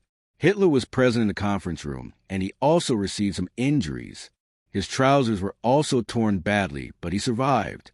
Immediately after this failed attack, Hitler started arresting the clerics involved in the blast conspiracy. The next day, on July 21st, the army officer who carried out the bomb blast, Claudius Work, was sentenced to death by firing squad. In the coming days, the people of the mosque were arrested. At least 200 people were killed among them. The name of General Ramel also started being taken among the accomplices, although he was in the hospital at that time, but it was understood that the general was also involved in conspiracy that was brewing for a long time. His old photo was also shown in which he was sitting in a meeting with the witness army officer. If it was not that he was a part of some conspiracy, this could have been a normal meeting because the officer was there, but Hitler was sure that the general was his accomplice. He was involved in the attempt to overthrow the government. He was removed from the command of the army. Another thing is that when General Ramel was discharged from the hospital and became able to walk, he was punished for this attack on the mobile. Hitler's government gave him the option to either commit suicide or face a Muqaddamad and be killed in front of the foreign squad. The advantage of committing suicide was that he was to be buried not like a traitor, but like a hero, and his family would also get his pension and other benefits. The general accepted the option of suicide. He wore his uniform jacket, which he wore while fighting in the desert of Somalia, Africa. This war in uniform had earned him the name Desert Fox. Now, he went to die in the same uniform. He also took his field marshal's stick with him. Then he left home and sat in a car and went some distance away from the population. After reaching the place seen in the video, he committed suicide by eating cyanide capsule. There is a memorial here, and his grave is also given nearby. The Nazi Empire had almost taken over France, and by the end of 1940, for they had reached the German border, and they were preparing for a big attack. But friends, America and Britain broke the train and reached Paris. But the Russian army coming from Paris took the Nazi leader home in their army. The last days of the Nazi leader were in March 1945. By the end of 1945, Nazi Germany was on the brink of the Second World War. From the eastern side, it had reached the banks of the Oder towards the Maastricht. From the western side, the American forces were on the banks of the Oder. Between these two, the capital of the Third Reich, i.e. the Nazi German Empire, was Berlin. This was the city whose capture could end the Second World War in Europe. Now, out of these forces, the country whose forces captured Berlin first would not only get the credit for defeating the Nazis, but would also get a big bonus, which would be used to arrest Hitler's Nazi projects and the plans for related weapons, and also to arrest the Russians who were working on the designs of Nazi weapons. Therefore, there was a race between both the forces to capture Berlin. But suddenly there was a twist in the story, and America was out of this race. American commandos realized that at least one lakh of their soldiers, 10001, could be killed in the Battle of Berlin. They were not ready to make such a big sacrifice, so they left the empty field for Russia. Osman Ali sent a telegram to the Russian rulers on 2017. It was written in it that Berlin is no longer the target of the Americans. Our forces will not advance beyond the bank of the Alag River in the west of the city. On receiving this message, Chandra Razgar decided to attack and gave the signal of attack. Preparations for the last big battle of the Second World War in Europe began. This is called the Battle of Deko Suno Janu. Music, Thirachendan had an army of about 25 lakhs and more than 6,000 tanks. Apart from this, he also had the Rosar rocket, which is still the favorite weapon of the Hezbollah. Some versions of this rocket can strike at a distance of 8 kilometers or more. This was the Dabago Nathiar, and the Germans were very afraid of this rocket. The Russians had no tanks to counter it. 766,00066 soldiers took positions in front of the Russian army on the shore. The German army had only 800 times the German army, which means that the Russians had more than 3 times the German army and more than 7 times the Germans. Then the biggest problem with the Germans was that they had almost no fuel for their army. Due to this, they could not use their tanks properly, but thousands of tires were also ready to help their army. The Russians also had thousands of tons of ammunition, while the Germans also had a huge shortage of ammunition. Apart from fuel and ammunition, the German forces were also far behind the Russians in terms of ammunition. Most of the German army had been killed in the Second World War at other places. In their place, people were recruited from the German forces for only 50,000 rupees. Apart from this, they also formed a glacier force by recruiting all the men between the ages of 16 and 60 for the war. This was called the Malaya Force. It included people who had never taken up arms before. The German army also included Norwegians, French, and other Europeans who were against communism. They thought that if the Russians defeated Nazi Germany, communism would dominate Europe. That is why they were fighting the Russians along with the Nazis. The Russians were communists, but their numbers were also very few. They could not solve the problem of the lack of manpower of the armies. The problem of leadership was even bigger than the lack of numbers and supplies for the states. After Kazan, Hitler gave his advice to the Germans who had lost their way. He fell prey to the deep delusion that, first of all, the Russian army would not attack him. But even if it did, they would make every inch of the city a stupa for him, just like the Russians had fought the Nazis in their area. In the same way, Hitler thought that he too would defeat the Russians. In return, he was so overconfident that he refused to withdraw his army from the Second Manhattan and call it to Berlin. Instead, he abandoned the city and many of its tank friends and sent them to help his forces who were hanged in Hungary. Hitler was so angry with him. One reason for this big exception was that he had a lot of faith in his army of Locks present in the city of Berlin, because each of these soldiers was ready to fight till the last danger, and such a large number of soldiers present inside the city is enough to save a city. So, friends, in the same way the day of April 16, 1945, also came and the same army attacked Berlin with full force. This date was the beginning of the war. Music, the Russian army attack in Berlin, was divided into two divisions. The First Army was commanded by a general of the First Army, who was called Stalin's commander. In 1941, he had successfully captured Moscow in the face of German forces. Apart from this, he had a great role to play against the Germans. He had also taken a promise from the Russians that he should be given the opportunity to capture the city and not any other commander or general. But Khalifa was also present in the Russian army, who reaches ashore of it. Now, see that on April 16th, General Uri crossed the border and attacked the German corps, but in this first attack, General Uri was not able to take the first step. In this, they had to face Sidi Muhammad. A few kilometers from the place where they had crossed the river, there was a small mountain range on the German side, which was called Silo Heights. This would have been the easiest way to enter Darul Hukum from the Mushrik side, but the Russians were ready to retreat. Human lives were not of much importance in the military family of Rio. No matter how much loss of life the army suffered, the commanders did not change their decisions on this basis. They were only concerned about success, no matter how many lives were required for it. You might be surprised to hear that the Russian commanders deliberately did not move the tanks forward so that they do not suffer any damage from enemy shelling or enemy mines, i.e., they protected the tanks. The vanguard of the Russian army often included Peshawar-trained Khandis. These were the ones who were sent forward to the minefields. If it is cleared, people may get killed, but the tanks should be saved. After this, the Russians moved forward. In this way, the Russian army suffered very little loss. But among those who ran with full mind, very few people survived. In the battle to capture Silo Heights, the cold also tried its heart, and after losing 30,000 lives, it overtook the lives of the soldiers, but it took them a few days to complete this battle, and they were left behind in the race to reach Burma. Their commander, General Nasir Abdul, after ruthlessly overcoming every obstacle, reached Burma from whichever side they could. From here, they attacked the city. They had powerful tank forces, and the city was in front of them.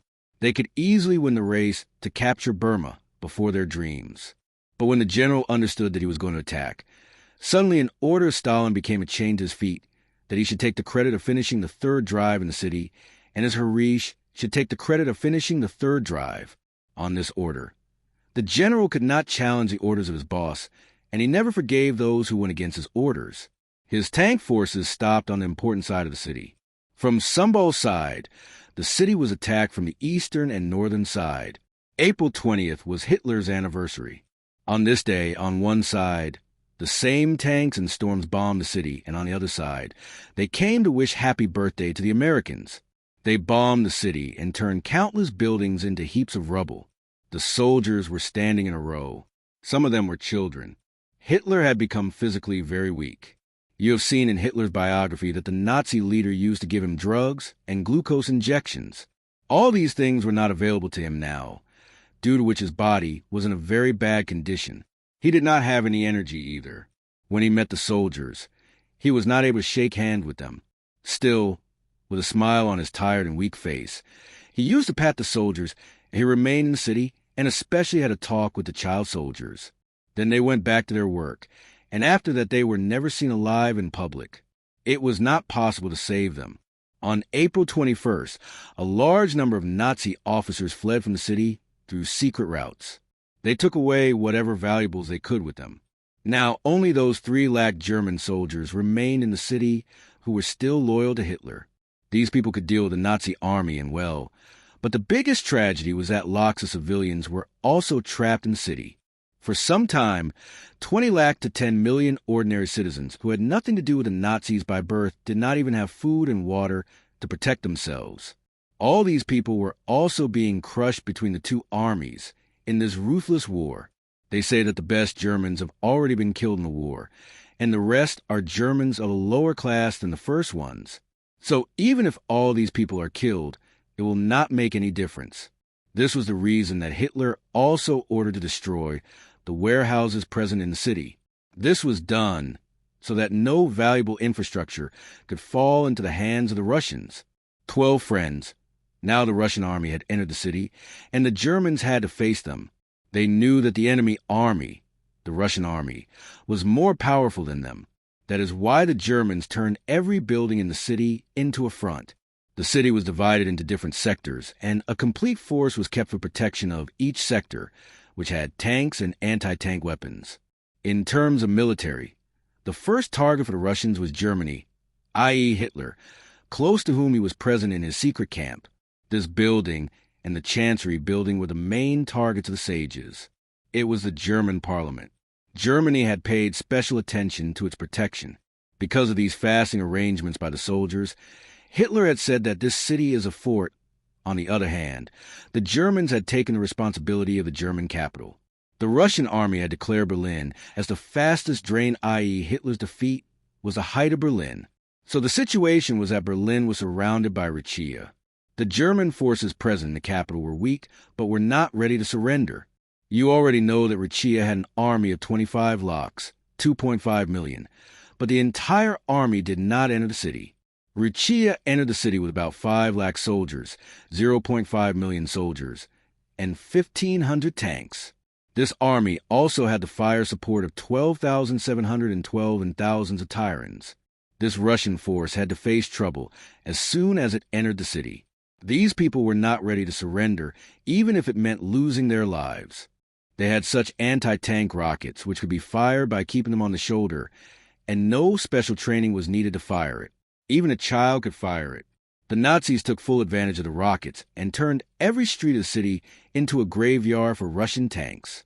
Russian tanks were firing from every building and street of the city. But rocket fire was happening, and dozens of them and the same tanks were destroyed. The Nazis did another thing, that they started blowing up the buildings with their own gunpowder. That is, they started destroying their own city. In this way, the debris of the building would get scattered in the streets, and the streets would get blocked. Tanks and other military vehicles would not be able to pass through the roads. This Malabar started giving the task of more chalk for the reverse waterfalls. Friends. But friends, while the Germans were showing so much mercy on the Germans, the Russian army was also trying its best to fight. The Russian forces had fought a similar urban battle with the Germans years ago in the Stolen Guard, which you have already seen in our video. Through this war, they had gained full control of the battle in the university inside the city. They had come to know that what should be done in a city where there is no such danger, and every window is coming from every building. The first thing they did was to divide their forces into small groups like the Germans and attack every group in the entire city with the help of cannon fire. The whole building would be reduced to a heap of rubble if it could be built, so that no one could live in these buildings if some German forces were hiding or someone had set up a front. They would also be destroyed. With this weapon, they themselves would fire on the German soldiers hiding in the sewerage lines and kill them. In this way, they would move forward, clearing each building. Wherever the Germans were blocking the streets by demolishing buildings and piling up debris, the Russians would use the underground routes of Germany. Friends, in the city of Burma, for protection, there was a long-standing arrangement that underground routes and bunkers were built. So the Russians used these underground routes to pass through the piles of debris and the closed roads. Their infantry would go into the basement of the building. While conducting underground operations, they would reach close to the German positions, come out, and eliminate the enemy. In this way, the advance continued while clearing the roads and buildings. During this, there was a continuous rain of shells and rockets from the Russian top camp present outside the city. Berlin had played a major role in turning Berlin into a heap of rubble. In the Battle of Berlin, the Russian army, which was outside the city and had kept the city under siege, had also surrendered. On April 24th, the Russian army, advancing from the Somali side, blocked the city from the west as well. Now the German city was completely in the vicinity of WWII. In a way, it was in their grip, and this grip was getting tighter day by day. With every step of the Russian army in the city, Hitler's fear was increasing. By April 27th, the Russian fall had penetrated deep into the city. The German forces were trapped in an area of 10 miles long and 3 miles wide in the center of the city. By April 28th, this German pocket was confined to a small area which had the German parliament, the Reichsstrait and Hitler's chancellor's building next to it, near which Hitler had been hiding in an underground prison. Every building in this small pocket was also the target of Russian bombing. Adolf Hitler was still not ready to give the order to surrender his army. One of his commanders, General Welding, told him that the army did not have enough ammunition for many days. After April 30th, they would not be able to fight, so it would be better that the enemy army somehow breaks the enemy circle and comes out of the war and also stops Germany. In this way, the army would be able to reorganize and continue the war with the help of the German army present in the war zone. But Hitler turned them away and ordered to continue the war in the same way as it was being fought. On the night of April 29th, the Russian army had reached a distance of less than 1 kilometer from Adolf Hitler's parliament. The same commander-general would hoist the Russian flag on the parliament. He would be given the status of a great hero. He would keep firing bullets on the people from the windows of the building. After a 10-hour-long battle, finally the Russians captured the German parliament building. On the night of the 29th and the 30th of April at 10:50, the Russian 756th Rifle Regiment attacked. The soldiers hoisted the red and fierce flag of Russia on the German parliament. In celebration of this success, the Russian soldiers also fired in the air. This was a message for the German troops that now there is nothing left for them. When the red flag was hoisted on the parliament, the next day on April 30th, Adolf Hitler and his lover committed suicide, and shortly after this Hitler shot himself in the head. A girl committed suicide, and the body was thrown into the house of Rishi. My friends, you have seen this whole sentence in this video of Suno Janu. If you have not seen it, then watch it after this. So, friends, after Hitler's death, the next day the German chancellery was diverted by every Russian tank top rocket launcher, and the remaining Nazis were saved. Then there was such a sudden bombing that you can't even imagine what it was. The next day, the Germans surrendered in the fragile Mundel of the city, Jannat Emil Welding.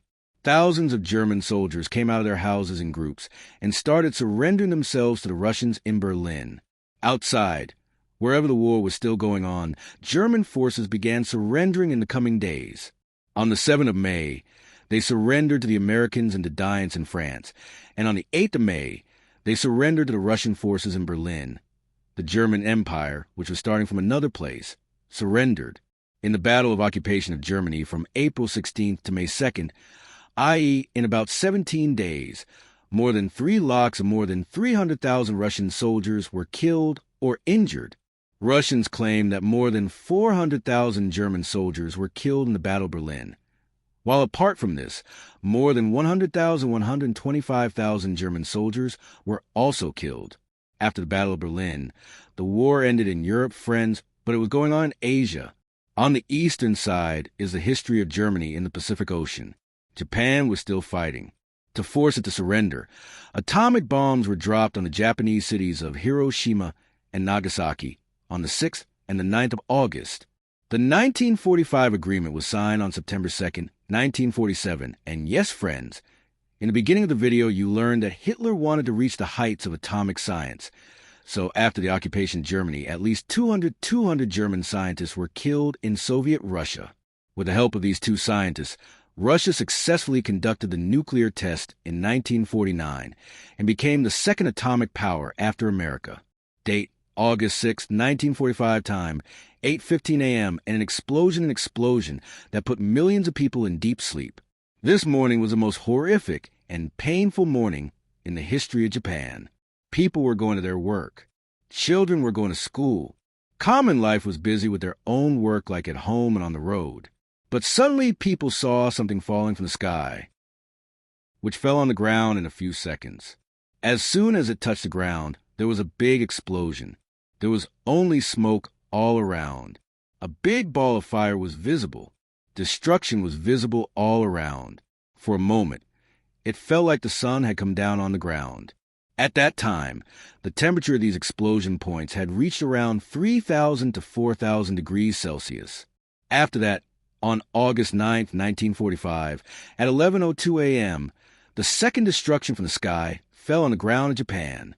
After that, Japan put its weapons in the Second World War, and the Second World War ended. This is how the world saw the destruction of the atomic bomb for the first time and the terrible end of the Second World War. The Second World War happened because of the First World War. But the question is, how did it start? Why was such a big war fought again in history? Why is Hitler considered responsible for the Second World War?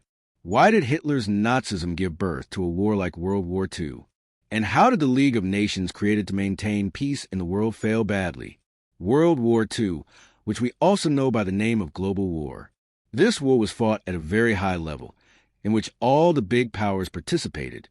The world was divided into two parts in this war. Just like World War I, there was a war between the Allies and Central Powers, and here between the Allies and Axis powers. This war was also called Total War. The reason for this was the involvement of civilians in the war. That is, before this war, civilians were not made part of the war. But here the civilians were not spared either. In this war, the civilians also did their best to support their country, because of which all the country's commoners were also considered part of the war. The armies bombed people's homes, hospitals, shelters, and public places, so that the people who helped the army could also die. In this war, all the countries used their resources against each other, due to which the country's economy, industries, scientific capabilities, Air Force, and Army come in particular. There's been a debate about the date of the beginning of this war. Some people say that the war started on September 1st, 1949, but some people believe that it started in the Sino-Japanese War of 1937. It ended with the atomic bomb attack in August 1945, when Japan surrendered. In the Second World War, about 60 to 80 million people lost their lives, in which 50 million people were civilians and 25 million soldiers. In the world after that and before that, so many people had never lost their lives in such large numbers, because of which this war is called the deadliest conflict in human history. In World War II, the world was divided into two groups, which is known by the name of alliances. The name of the first power was Allies power, in which UK, France, USA, USSR, China, Poland, Yugoslavia, and Greece used come. The second was Axis power, in which Nazi Germany, Italy, and Japan used come. By the way, let me tell you that Italy was with the Allies power in the First World War, but due to some things, Italy changed its policy and held the hand of Axis power.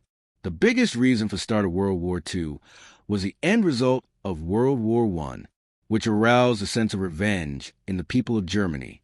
Before World War I, Germany was developing at a good level, due to which its economy was also very strong. Germany was a powerful and strong nation. Even after knowing so much about the war, Germany was not at all nervous. One reason for this was that Germany spent a lot of money on its armed forces and kept making them big and strong. Germany was confident about its victory before fighting the First World War. But in World War I, the Allies' power defeated the Central Powers badly. In the Central Powers, Germany, Austro-Hungary, and the Ottoman Empire used come, in which Germany was treated the worst.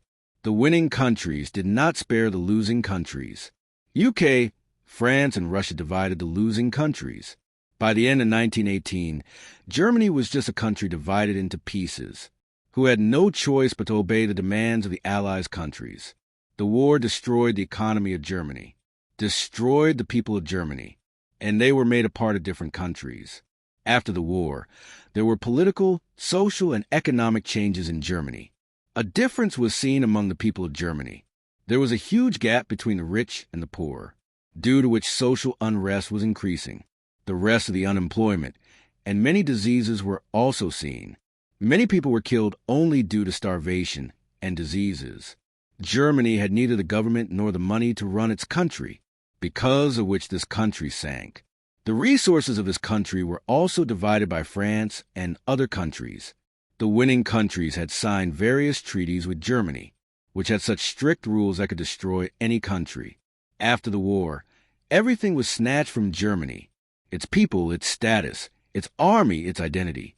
at the end of World War I, when Germany lost. So the Allies countries signed the Treaty of Versailles with Germany, which had a lot of harsh and humiliating provisions.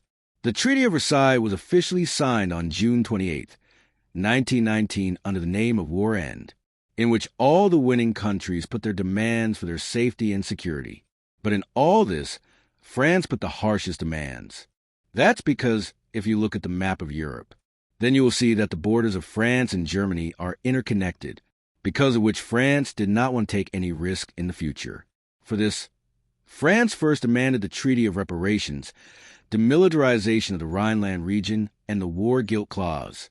Let me tell you that the Rhineland is the area between Germany and France, which was very important from the point of view of Germany. But France said that Germany would never set up its army in this area, with which France's safety remained. Apart from this, a lot of damage was done to every country during the war. But France put all the damage on Germany. France told Germany about the war guilt and told them to pay for the losses in the war. Around £6.6 billion of payment was imposed on Germany at that time. In addition to this, there was also a demand for the demilitarization of the military in the treaty. Germany could not keep more military than a limit. All these demands filled the people of Germany with anger. They were completely against this treaty. This treaty had aroused a sense of revenge in them. Apart from agreeing to the demands of the Treaty of Versailles, the Weimar Republic had no choice. The Weimar Republic was the new government of Germany, which had signed this treaty. For this reason, people had anger against the Weimar Republic.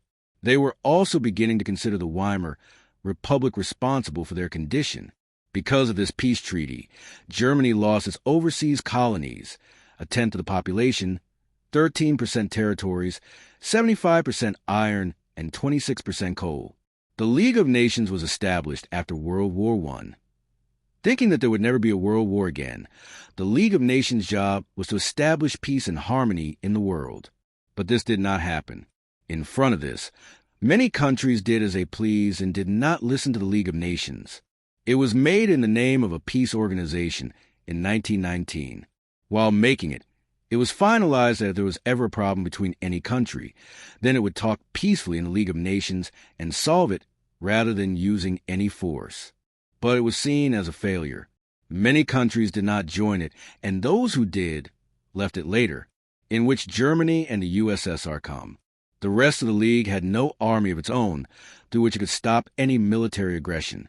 In this way, the failure of the League of Nations also became a major reason for World War II in the end.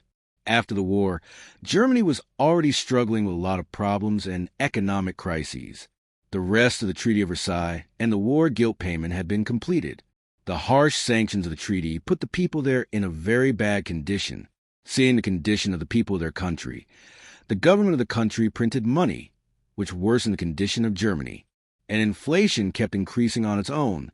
Anyway, there came a time when every person in Germany had a lot of money. People used to go to buy a packet of bread full of carloads and money. Children used to play with bundles of money. The value of Germany's money kept falling badly.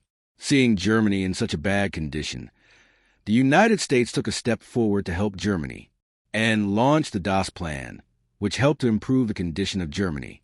From 1924 to 1928, a stability was seen in Germany, but this stability was only temporary. In 1929, the Wall Street Exchange of the United States crashed. This incident brought about a period of stagnation in the world. Even America's income for the next 3 years had reached half. Factories were shutting down, exports were falling, farmers were in a bad condition, and money in the market was over. After this, America also stopped supporting Germany, which gave Germany 2 shocks at the same time. One, due to the closure of USA's financial aid. Second, due to the economic crisis all over the world, Germany's condition kept getting worse. By 1932, Germany's industrial production had decreased by 40%. This led to unemployment. Unemployment was so high that about 6 million people were unemployed in Germany at that time. People started shouting on the streets. People took big banners and started asking for work by writing willing to do any work. People's trust in the government was also shaking. People started shouting against the government. But the Weimar Republic also had no solution, after which, finally, Hitler took advantage of all these situations. Hitler was responsible for World War II. We all know this. But how? To understand this, you will have to first understand that a boy from a simple family, who only wanted to become a priest and an artist, how did he become such a big, cruel dictator? How did Hitler kill millions of people without thinking? After Great Depression, Germany was in a delicate situation. Hitler took advantage of this opportunity and started promoting his party. He would organize big rallies, gather people, make slogans, and most importantly, give speeches. Hitler's voice was magical. He had the ability to manipulate anyone with his speech. He ran his Nazi propaganda and trapped Germany, in his words, as much as possible. Hitler promised people that he would change Germany's fate. He would never accept the Treaty of Versailles and would take revenge from all the other countries. The German people were influenced by Hitler's words, after which elections were held in Germany, and Hitler's Nazi party won in it. After a while, seeing the popularity of Hitler's people, on January 30th, 1933, President Hindenburg made Hitler the Chancellor of Germany. After that, Hitler brought an enabling act in Germany. After its passing, Germany became a dictator country. This act gave Hitler all the powers of Germany. As soon as Hitler came to power, he changed the entire shape of Germany. He first expelled Germany from the League of Nations in 1933. Then in 1938, he regained a place called Rhineland in his possession, which was taken away from Germany according to the Treaty of Versailles. Austria and Germany were reunited. After that, Hitler turned his attention to Western Germany and occupied Czechoslovakia. In total, Hitler had brightened Germany's fate in a few years. Hitler took the decision of war to improve the economic condition of his country. Hitler attacked Poland on September 1st, 1949. For this attack, Germany also makes a good plan. Germany puts its own soldiers in the uniform of Poland and makes an announcement against itself, so that people think that Poland has first attacked Germany. Germany is only answering for what it has done. So, as soon as the plan is successful, Germany attacks Poland. After that, France and the UK also participate in this war within 2 days. That's because these two countries had made an alliance with Poland, according to which, if any country attacks any one of these three, then the other two countries will fight on behalf of that country. After that, on September 3rd, the UK and France attacked Germany, in which Australia, New Zealand, South Africa, and Canada also join. At the beginning of the war, Japan and Italy are on Germany's side, who are always ready to support Germany. These two countries fight from Germany to the end of the war. Let me tell you why Italy, which fights from the UK and France in World War I, changes its side this time. In fact, at the end of World War I, Italy is ignored by the Allies. They don't even pay attention to Italy's demands. And at the end of the war, the rest of the countries benefit a lot. But Italy doesn't get anything. Even its economic condition worsens due to the war. Italy is angry with the Allied power for all these things. For this reason, he supports Germany this time. At the beginning of the war, Hitler shows wisdom and joins hands with the Soviet Union. He wanted Germany and the Soviet Union to attack Poland together, so he had to surrender immediately, after which Germany and the Soviet Union divided it among themselves. And this is what happened. Both countries attacked him at the same time, and after winning, they divided it in half. Seeing all this, France and the UK are furious. Understanding this, Hitler also sends a peace proposal to both these countries. But these two countries reject that proposal, due to which the war continues. Now on one side, where Hitler was first occupying Rhineland, then Austria, Hungary, then Czechoslovakia, then Poland, the Soviet Union was also seeing all this, and he also started invading places to increase his territory. After taking half of Poland, he attacked the Baltic nations, in which Estonia, Latvia, and Lithuania came. The Soviet Union easily wins these three countries. After this, the Soviet Union occupies Finland, after which the Soviet Union separates itself from the League of Nations. On the other hand, Hitler's desire to gain as much territory as possible was increasing. For this reason, he also attacks Denmark and Norway in April 1940, with which he could save the shipments of iron ore from the Allied powers. In fact, the Allied powers were trying every way to stop Germany, in which they also had a plan to cut off iron ore from Sweden to Germany. However, they could not be successful in this. On top of that, Germany also wins over Denmark and Norway.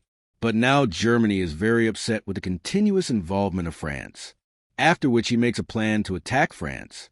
But even this time Germany does not attack France directly, but like World War I, he makes a plan to attack France with the help of Belgium. Italy supports Germany in the attack on France, after which Italy attacks France on June 10th. Both countries reach Paris, France by June 14th, and force France to surrender. 8 days later, France signs a treaty with Germany and accepts defeat. It was a big deal for Germany to defeat France in just a few days. After this incident, people were afraid of Hitler. No country wanted Hitler to mess with them. There was a rumble of Hitler's name everywhere. But the UK still does not give up.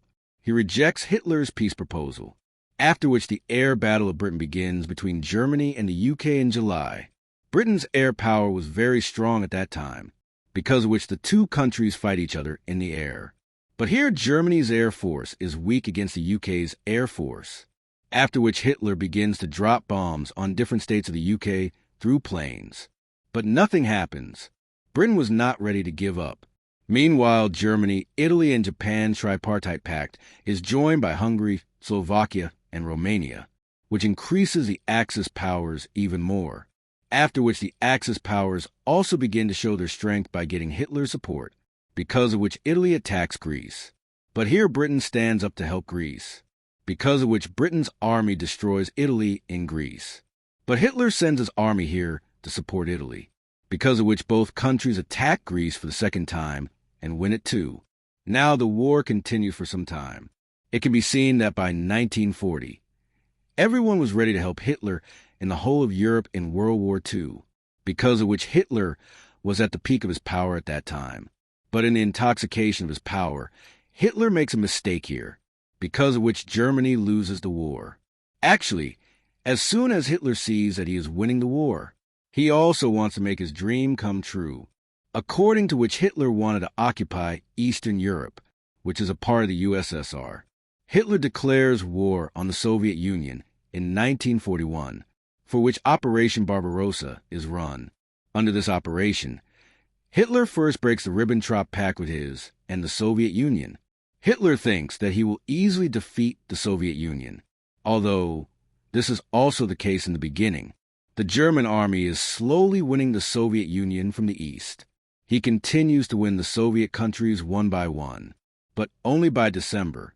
After that, there was a terrible snowfall in the Soviet Union, in which only the Soviet Union was able to fight. It was impossible for any other country to fight so much snow. So before the winter came, Germany won as much as the Soviet Union could win. But after that, the Soviet army throws the entire German army upside down to Berlin. Hitler fails to handle the Soviet Union together in Britain and East in the West. The Soviet Union's army kills Hitler's army, which gives the Soviet Union a new era in the world. By the way, America is still out of the war, but in the Japan-Pacific Ocean, America's Pearl Harbor is bombed, after which America becomes part of the war. This war goes on for a long time. Hitler sees that he is now losing control of the war, but he decides to stay in Berlin until the war, where Hitler gets the news that Germany has lost the war. He shoots himself and his wife, after which the world's most dangerous dictator dies. As soon as the news of Hitler's death comes in the news, Germany surrenders. But Japan still does not give up. He still tries to win this war on his side. But in response to this attempt, America points a nuclear bomb at Japan. America attacks Hiroshima and Nagasaki one by one, after which Japan is completely destroyed. This nuclear bomb has a very bad effect on Japan, which takes him years to recover. However, after this nuclear attack, World War II also ends. Japan surrenders on September 2nd, 1945. There is a lot of difference between World War II and Europe. Not only in Europe, The whole world is in a bad condition. The world had seen such a big war for the first time, although World War I had happened before this. But the nuclear bomb had given this war a terrible form. The whole world had seen such a dangerous use of a nuclear weapon for the first time. It is different that after this, every country started trying to make nuclear weapons here. Millions of people were killed at the end of the war. Millions of people became homeless. The European economy completely collapsed, with which the European industrial infrastructure was also destroyed. Even the countries that won the war were in a bad condition. America lost its millions of soldiers. The Soviet Union was also struggling with the shortage of money. In the future, a Cold War was also seen in these two countries, which went on for years. And after the collapse of the Soviet Union, it calmed down. After this war, colonialism and imperialism also ended. Dictatorship also ended in Germany and Italy. Germany was divided into two parts, West Germany and East Germany. West Germany was controlled by Britain, France, and the USA, and East Germany was controlled by the USSR. After World War II, freedom and nationalist movements began to run in Africa and Asia, or let's say it got very fast, in which Britain's colonies were India, Myanmar, and Egypt. America's colony was the Philippines. France's colony was Indochina, and the Dutch colony was Indonesia. Apart from this, the economic crisis was a big problem, because of which unemployment was seen to increase very quickly. Apart from this, the UNO was born. League of Nations was terminated, because anyway it was of no use. However, the expectations from the UN were fulfilled. The UN tried to bring peace in the world. During World War II, India was under Britain, because of which it automatically became a part of the Allies, because of which about 2.5 million soldiers from India fought against Axis power, of which about 87,000 Indian troops lost their lives, and about 34,354 soldiers were badly injured. Apart from this, about 60,340 Indian soldiers were made prisoners of war. During World War I, the British government not only deployed Indian soldiers in the war, but also food and drinks were exported from India to London, so that the soldiers fighting there did not have to suffer food shortages.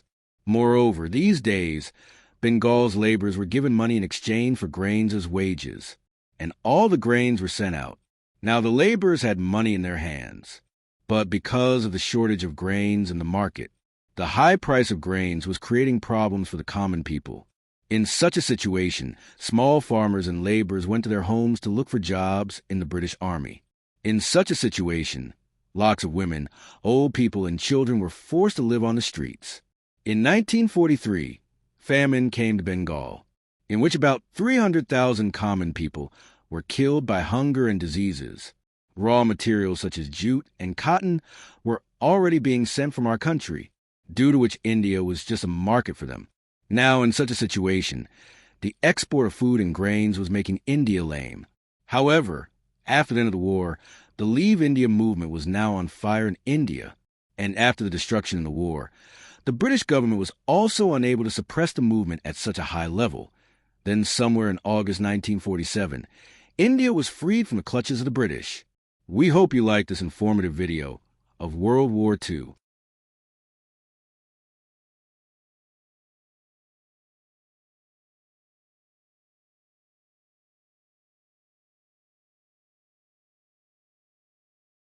And force France to surrender.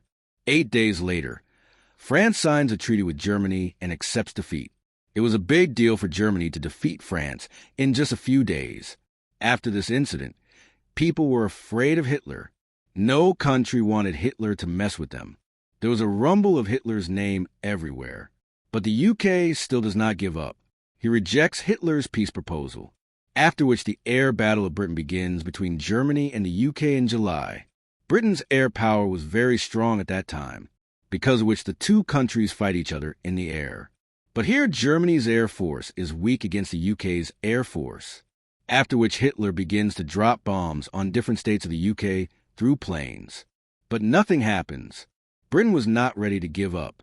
Meanwhile, Germany, Italy, and Japan's tripartite pact is joined by Hungary, Slovakia, and Romania, which increases the Axis powers even more, after which the Axis powers also begin to show their strength by getting Hitler's support, because of which Italy attacks Greece. But here Britain stands up to help Greece, because of which Britain's army destroys Italy in Greece. But Hitler sends his army here to support Italy, because of which both countries attack Greece for the second time and win it too. Now the war continued for some time. It can be seen that by 1940, everyone was ready to help Hitler in the whole of Europe in World War II, because of which Hitler was at the peak of his power at that time. But in the intoxication of his power, Hitler makes a mistake here, because of which Germany loses the war. Actually, as soon as Hitler sees that he is winning the war, he also wants to make his dream come true, according to which Hitler wanted to occupy Eastern Europe, which is a part of the USSR. Hitler declares war on the Soviet Union in 1941, for which Operation Barbarossa is run. Under this operation, Hitler first breaks the Ribbentrop Pact with his and the Soviet Union. Hitler thinks that he will easily defeat the Soviet Union, although this is also the case in the beginning. The German army is slowly winning the Soviet Union from the east. He continues to win the Soviet countries one by one, but only by December. After that, there was a terrible snowfall in the Soviet Union, in which only the Soviet Union was able to fight. It was impossible for any other country to fight so much snow. So before the winter came, Germany won as much as the Soviet Union could win. But after that, the Soviet army throws the entire German army upside down to Berlin. Hitler fails to handle the Soviet Union together in Britain and East in the West. The Soviet Union's army kills Hitler's army, which gives the Soviet Union a new era in the world. By the way, America is still out of the war, but in the Japan-Pacific Ocean, America's Pearl Harbor is bombed, after which America becomes part of the war. This war goes on for a long time. Hitler sees that he is now losing control of the war, but he decides to stay in Berlin until the war, where Hitler gets the news that Germany has lost the war. He shoots himself and his wife, after which the world's most dangerous dictator dies. As soon as the news of Hitler's death comes in the news, Germany surrenders, but Japan still does not give up. He still tries to win this war on his side, but in response to this attempt, America points a nuclear bomb at Japan. America attacks Hiroshima and Nagasaki one by one, after which Japan is completely destroyed. This nuclear bomb has a very bad effect on Japan, which takes him years to recover. However, after this nuclear attack, World War II also ends. Japan surrenders on September 2nd, 1945. There is a lot of difference between World War II and Europe. Not only in Europe, the whole world is in a bad condition. The world had seen such a big war for the first time, although World War I had happened before this. But the nuclear bomb had given this war a terrible form. The whole world had seen such a dangerous use of a nuclear weapon for the first time. It is different that after this, every country started trying to make nuclear weapons here. Millions of people were killed at the end of the war. Millions of people became homeless. The European economy completely collapsed, with which the European industrial infrastructure was also destroyed.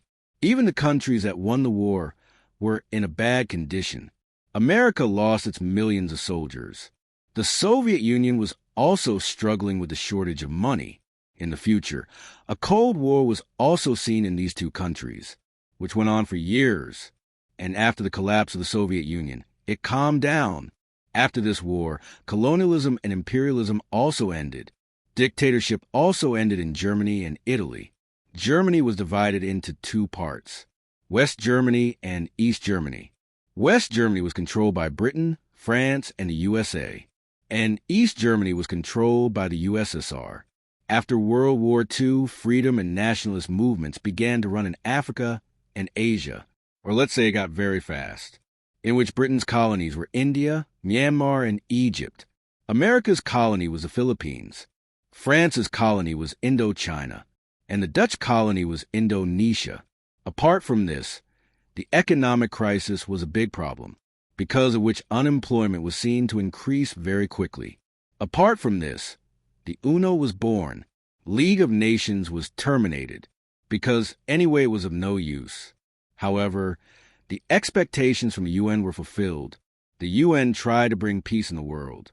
During World War II, India was under Britain, because of which it automatically became a part of the Allies, because of which about 2.5 million soldiers from India fought against Axis power, of which about 87,000 Indian troops lost their lives, and about 34,354 soldiers were badly injured. Apart from this, about 60,340 Indian soldiers were made prisoners of war. During World War I, the British government not only deployed Indian soldiers in the war, but also food and drinks were exported from India to London, so that the soldiers fighting there did not have to suffer food shortages. Moreover, these days, Bengal's laborers were given money in exchange for grains as wages, and all the grains were sent out. Now the laborers had money in their hands, but because of the shortage of grains in the market, the high price of grains was creating problems for the common people. In such a situation, small farmers and laborers went to their homes to look for jobs in the British Army. In such a situation, lots of women, old people, and children were forced to live on the streets. In 1943, famine came to Bengal, in which about 300,000 common people were killed by hunger and diseases. Raw materials such as jute and cotton were already being sent from our country, due to which India was just a market for them. Now, in such a situation, the export of food and grains was making India lame. However, after the end of the war, the Leave India movement was now on fire in India, and after the destruction in the war, the British government was also unable to suppress the movement at such a high level. Then, somewhere in August 1947, India was freed from the clutches of the British. We hope you liked this informative video of World War II.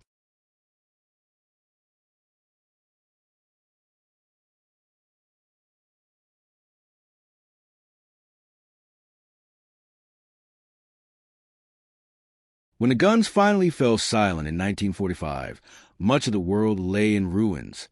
Cities across Europe, Berlin, Warsaw, London, Stalingrad, had been bombed into rubble. Millions were left homeless, wandering through the ashes in search of family and food. Industries, bridges, and railroads were destroyed, making recovery slow and painful. Entire villages had been wiped from a map. In Asia, cities like Hiroshima and Nagasaki were reduced to wastelands by atomic fire. The devastation was not just physical but emotional, as survivors grappled with trauma and loss. Families mourned loved ones who would never return, while governments faced the overwhelming task of rebuilding shattered nations. The war had consumed 6 years, but its scars would last for generations. The destruction was so vast that people began calling it not just a war, but the war to end all wars again. The human toll of World War II was staggering. Over 70 million dead, countless more wounded, and entire populations displaced. Europe saw millions of refugees moving across borders, searching for safety or return to lands that no longer felt like home. Survivors of concentration camps, gaunt and broken, wandered in search of relatives, many of whom had perished in the Holocaust. In Eastern Europe, borders were redrawn and millions were uprooted as Germans were expelled from Poland, Czechoslovakia, and other territories. In Asia, prisoners of war and forced laborers made their way back home, often to countries devastated by conflict. The human tragedy was visible everywhere, in train stations filled with orphans, in hospitals overflowing with the wounded, and in streets where hunger still claimed lives even after the fighting ended. The war had not only redrawn maps, it scarred humanity itself. Out of the ruins came the determination to prevent such destruction from happening again. In 1945, world leaders gathered to create the United Nations, an organization meant to succeed where the League of Nations had failed. Its goal was to maintain peace, encourage cooperation, and promote human rights. 50 nations signed the UN Charter in San Francisco, pledging to resolve conflicts through dialogue rather than war. For many, the UN represented a fragile hope that humanity could learn from its mistakes. It established agencies to deal with refugees, food shortages, and health crises. The Nuremberg trials, backed by international law, set a precedent that crimes against humanity would no longer go unpunished. The world longed for peace, but but the divisions among nations would soon test the strength of this new organization. Still, the United Nations stood as a symbol of collective will rising from the ashes of global conflict. Even as peace was declared, a new tension began to divide the world. The United States and the Soviet Union, wartime allies, quickly became rivals. Their visions for the future were different. The U.S. promoted democracy and capitalism, while the Soviet Union sought to spread communism. Europe became the central stage for this rivalry. The Soviet Union tightened control over Eastern Europe, installing communist governments loyal to Moscow. In response, the United States committed to defending Western Europe from communist influence. The world split into two camps, armed not only with conventional weapons, but also with the terrifying power of nuclear bombs. The Cold War was not fought with battles like World War II, but with espionage, propaganda, proxy wars, and constant fear of annihilation. The joy of victory in 1945 quickly gave way to anxiety about a new kind of conflict, one that could destroy the world without a shot being fired. While political tensions grew, efforts were made to rebuild shattered economies. The United States launched the Marshall Plan in 1947, sending billions of dollars in aid to rebuild European nations. Factories reopened, roads and bridges were repaired, and trade slowly revived. West Germany, once crushed by war, rose from the rubble to become an industrial powerhouse again. For the United States, this was not just generosity, it was strategy. By helping nations recover, America hoped to strengthen democracies and prevent the spread of communism. Meanwhile, the Soviet Union rejected Western aid and instead rebuilt Eastern Europe through its own methods, creating a sharp economic divide. The Marshall Plan became a symbol of renewal, proving that nations could rise from devastation with determination and support. For millions, it meant not only survival, but a chance to dream of prosperity once again. World War II also marked the beginning of the end for colonial empires. European powers, weakened by war, could no longer control vast territories overseas. In Asia, nations like India, Indonesia, and the Philippines demanded independence. In Africa, movements for freedom grew stronger with each passing year. Colonized peoples, many of whom had fought and died in the war, now insisted on the right to govern themselves. The war had exposed the hypocrisy of fighting for freedom, while denying it to others. Britain, France, and the Netherlands faced revolts and negotiations that reshaped the global map. A wave of decolonization swept the world, giving birth to dozens of new nations. Yet independence also brought challenges: poverty, civil conflict, and the struggle to build stable governments. The post-war world was not only about rebuilding old nations, but also about the creation of entirely new ones. In Asia, Japan faced a unique path after the war. Defeated and devastated, the nation was occupied by American forces under General Douglas MacArthur. The occupation dismantled Japan's military, restructured its economy, and introduced democratic reforms. A new constitution, written in 1947, renounced war and committed Japan to peace. Factories that had built weapons now produced goods for civilian life. Over time, Japan transformed into a modern industrial giant, known not for conquest but for technology and trade. Yet the memory of Hiroshima and Nagasaki weighed heavily on the nation. For many Japanese, the atomic bombings were both a national trauma and a turning point. Japan emerged from the war humble but determined, choosing a path of peace and economic growth. Its transformation showed the world that even a defeated nation could rebuild into something new and powerful without returning to militarism. Nowhere was the impact of the war more visible than in Germany.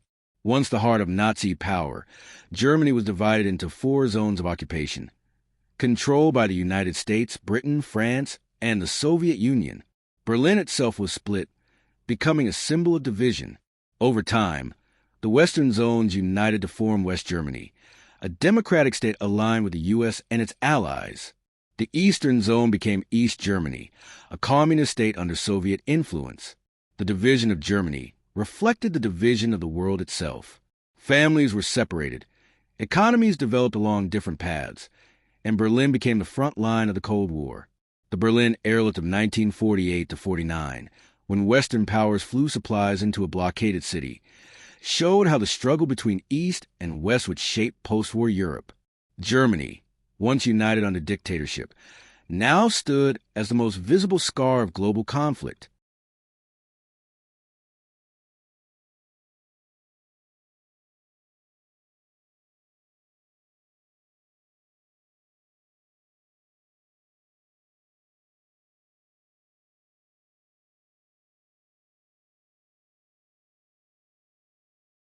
The war also reshaped society and ideas about human rights. The horrors of the Holocaust forced the world to confront the dangers of racism, hatred, and unchecked power. In 1948, the United Nations adopted the Universal Declaration of Human Rights, proclaiming dignity and freedom for all people. Women, who had worked in factories and served in various roles during the war, now demanded greater equality and independence. In the United States, the war experience helped fuel the early civil rights movement, as African American soldiers returned home determined to fight discrimination. Across the globe, the idea that all humans deserve rights and freedom grew stronger.